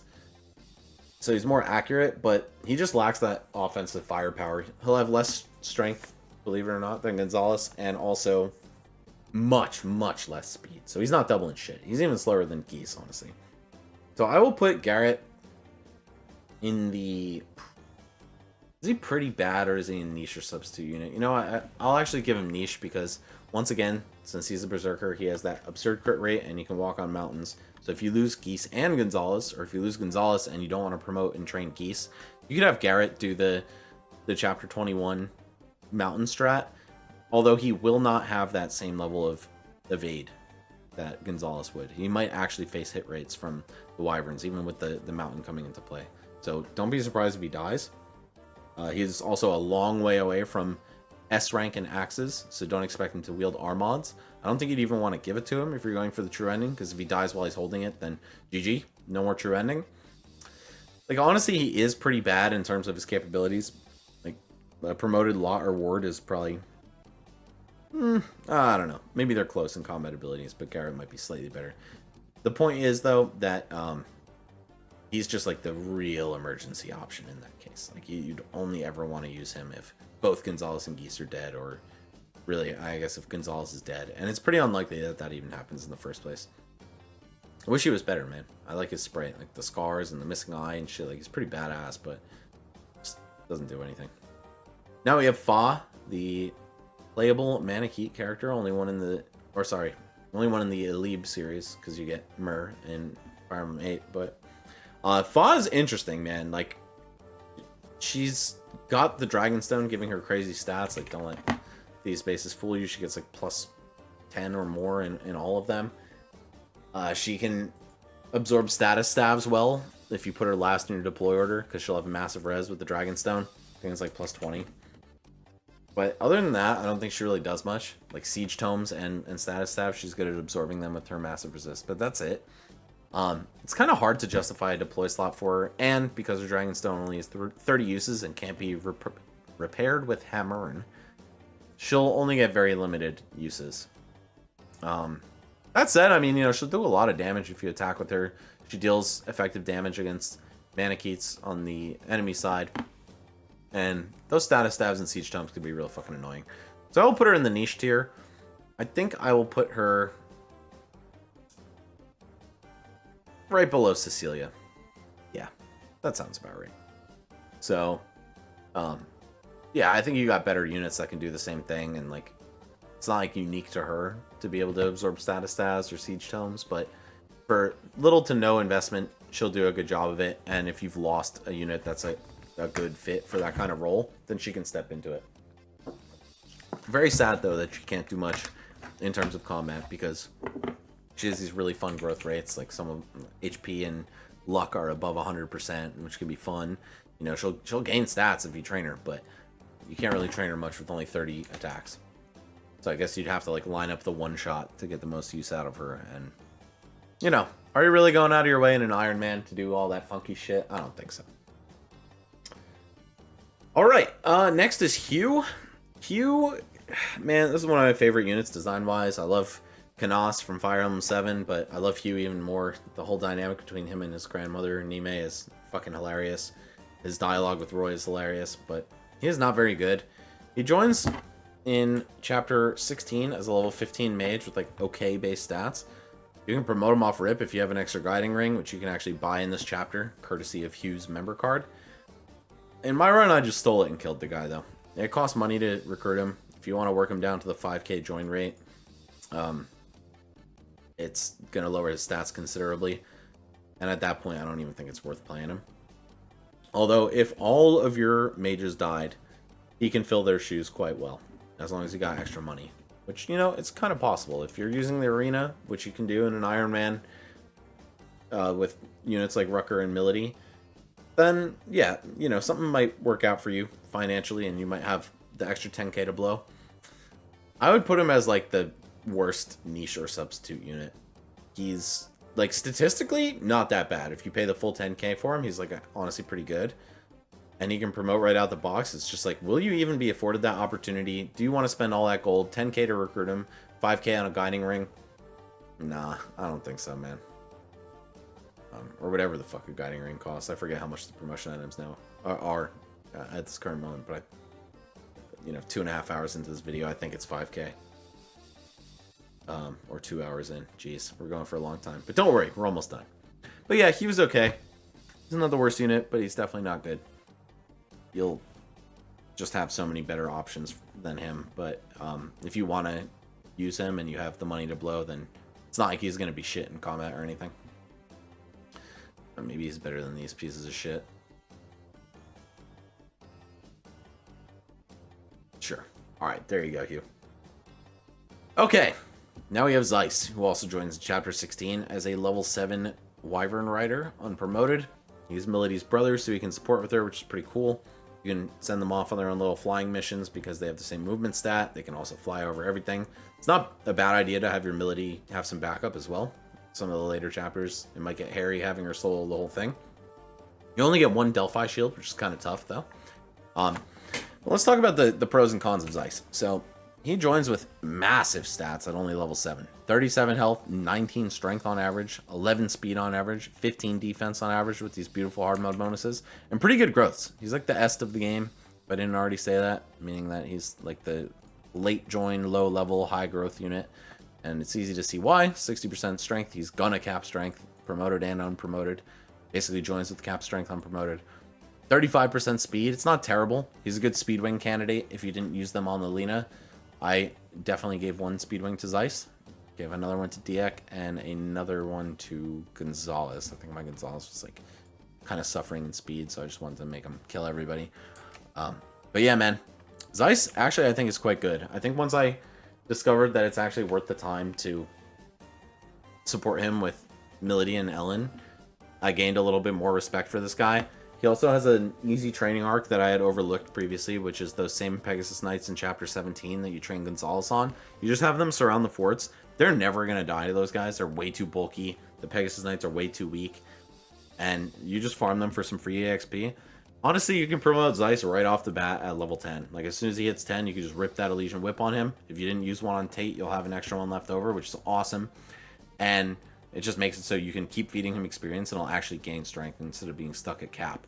But this is just another beastly flying combat unit. The cons of Zeiss are that he joins very late in the game. Chapter 16, really once you've cleared out the whole map, is when you get him. And also, he only has a D rank in Lances, which is really tough. And also, there's only one Delphi shield to go around, and you're probably giving it to Milady.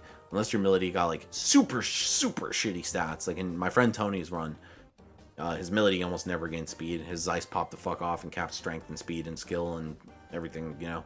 So, he actually just had Zeiss fill Milady's role as the primary flyer and had Milady as the backup one. She had great defense, so she was like a mobile tank, whereas the Zeiss was killing everything. And I'd say despite this guy's late join time, I think of him quite favorably. I'm going to put him up here, which is higher than I ever used to think of this unit. I think my last run really improved my opinion of him. He can pop off statistically so easily, especially with a little help from Speed Wings. And yeah, I mean, just incredible combat power. The Milady support gives him a great crit rate. He's accurate. He has a good skill stat. Killer Lance is a very accurate weapon. The supports make him more accurate as well. And dodgier. So yeah, I like Zeiss. I'm a big fan. What is this affinity? Is it Thunder? Yeah, it's Thunder, and Milady is Dark, so it's full crit. Yeah, good fucking unit, man. Good Est unit as well. Like, compare him to Nino from Fire Emblem 7. I think he's a lot more worth your time. Like, Nino just gives you another combat unit, kind of like if you put all this time into Lilina, but Zeiss gives you a flyer and a combat unit, which is a deadly combination, as we see by Milady's ranking here. Now we have Douglas. He goes in Armor Knight tier, but he's better than Sophia, and he's actually better than these fuckers. Yeah, he just has better joining stats, and since you're probably never leveling up or promoting your base Armor Knights, Douglas is just better by default. Yeah, go Douglas. He also has an A in axes, which is kind of cool. He could smash things with a silver axe, but he's going to get doubled by everything, and he doesn't even have such great defense that you even care to have him wall. Like 20 defense, sure, but you're taking 2 attacks from everybody. 5 res. GG. Alright, man. Shit unit. And 17 con. He's literally impossible to rescue drop. Like, almost no units in the game have 17 aid. I think, like, unpromoted Shin is the only one that can carry him. Let me fact check that. Shin. 7. Yeah, maybe promoted. If he only gets 1 con from promoting, he can still rescue him. But yeah, who's taking and dropping? Nobody. Awesome. Okay, next we have Nime. She joins in chapter 19 of Ilia and 20 in Sakai, I think. I don't play the Sakai route often. She has a ton of magic out the box. She joins at like level 18, so she's near maxed. Only 25 HP. Yucky. Keep her away from combat. But 21 magic and A in stabs. So she can warp or physic great distances. A respectable 16 speed and 15 luck. So it's like, you know, you could throw her in a forest and she might actually dodge something. Pretty good 18 res in a world where almost none of your units have good resistance and take a lot of damage from magic units. And an A in dark. So, you know, 50 attacks later, or, you know, less than that if you're actually landing the killing blow. And she can use Apocalypse. I think Nime is a great fucking unit. Obviously, her growth rates are shit. They're like all, 25 or lower, but that doesn't matter. She doesn't need to gain levels. She doesn't need to gain stats. She already is amazing. I would put her in rounds out your core deployment spots. I'm going to penalize her for late availability, but also I'm going to reward her for massive impact and reliability. Like, you don't need this unit to ever see combat. I actually think she might be better than Saul. Like, she's just so good. Maybe I bring her up a tier. Yeah, because you have to spend the whole game and a guiding ring to get these guys just, like, chasing her heals, just biting at her heels. Being like, oh, please let me be as good as Nime. Like, they probably won't have 21 magic at any point in the whole game. Saul will have a lot more speed. Ellen will have comparable speed, but, like, you could just ignore these guys the whole game. Play Lou or Lilina instead, and then by the time you actually need a really potent staff bot, you'll have Nime ready to go. And she could be an S-rank Dark Apocalypse user. That's pretty cool. Maybe she goes down a tier, but I kind of like her here. Oh, sorry. Now we have Dion. He joins as, like, what, level 12 Nomad Trooper in Chapter 20, Sakai only, with shite stats, 14 strength. I mean, it's not the worst. He can kill wyverns because he has good 20 speed, but it's, like, honestly pretty underwhelming stats. It could be worse for this guy. If you don't train Sewer Shin, which is kind of impossible if you end up going to Sakai, like, I guess he can fill her shoes. And also it means you went to Sakai, so I think by default he's got to be pretty fucking bad. Like, he's... If you're at the point in the game where he joins you, it means you've already suffered so much, and the suffering will continue for 2 more chapters. Yeah, I don't know, man. I don't think he's worse than Walt. I think if you're actually using him, he's better than all of these guys. With that high speed stat and the ability to gun down wyverns 1 chapter later. But I think the stress you have to inflict upon yourself and your run in order to even have access to this guy is just so not worth it that it hurts his tiering a lot. Then we have his counterpart, Yuno, who joins in Chapter 20, Ilya, as a level 9? I need to go outside. Level 9 Falcon Knight with actually genuinely really bad stats. Like 10 less HP than Dion, 3 less strength than Dion, 4 less speed than Dion, less defense. Like, this unit is fucking shit, man. She's really bad statistically. Like, you don't want this unit ever facing combat. And, like, at least in the case of Fanny, she has amazing speed and luck, and you've had her the whole game to contribute. But, like, even late game, Fanny will probably at least dodge something. Yuno will not. She will just kind of get hit and die. And if you don't make it to Chapter 21 by the time that happens, then that can cost you the true ending too, which is funny. However, what I will say is that as a flying mounted unit, she's great at rescue dropping. And because you get so many deployment slots in Chapter 21, I actually brought her and just had her kind of be the Roy Mobile for the chapter, which is great. And I think, like, her actually doing something kind of useful in 1 chapter is enough to put her in this tier. Maybe at, like, the very end of it, right? Like, I think Garrett providing combat utility on the mountain is a little more unique than just, you could technically have Tate do the same thing with 1 less move if you didn't promote her. But yeah, like, this is not that unique of a thing to do. I picked her over Tate just because she's, she was higher level, right? I put 0 work into Tate, so she actually had better stats than base Tate, but it didn't matter. She never saw a single combat, never did anything of consequence beyond pick Roy up and ferry him across the map, but that's pretty good. I mean, that saved me a lot of stress, right? I got Roy, to the end of the map, and in the space where I was going to warp him from with Nime to seize the throne, and hey, that helped. It saved me stress, right? That's kind of an unspoken criteria on here for this list. It's like, do they save you stress in an Iron Man, right? Kind of that reliability function, really. And Yuno did do that for me, so I'll give her the nod. Certainly better than Dion, but not in terms of fighting, which really neither of them are going to be necessary for anyway. Alright, then we have Yodel, almost at the end of the list here. Yodel joins in Chapter 21 as a, level 20 bishop, right? I don't think he can grow at all. Yeah, he can never level up. He's got respectable stats, 19 magic, 14 speed, 30 res.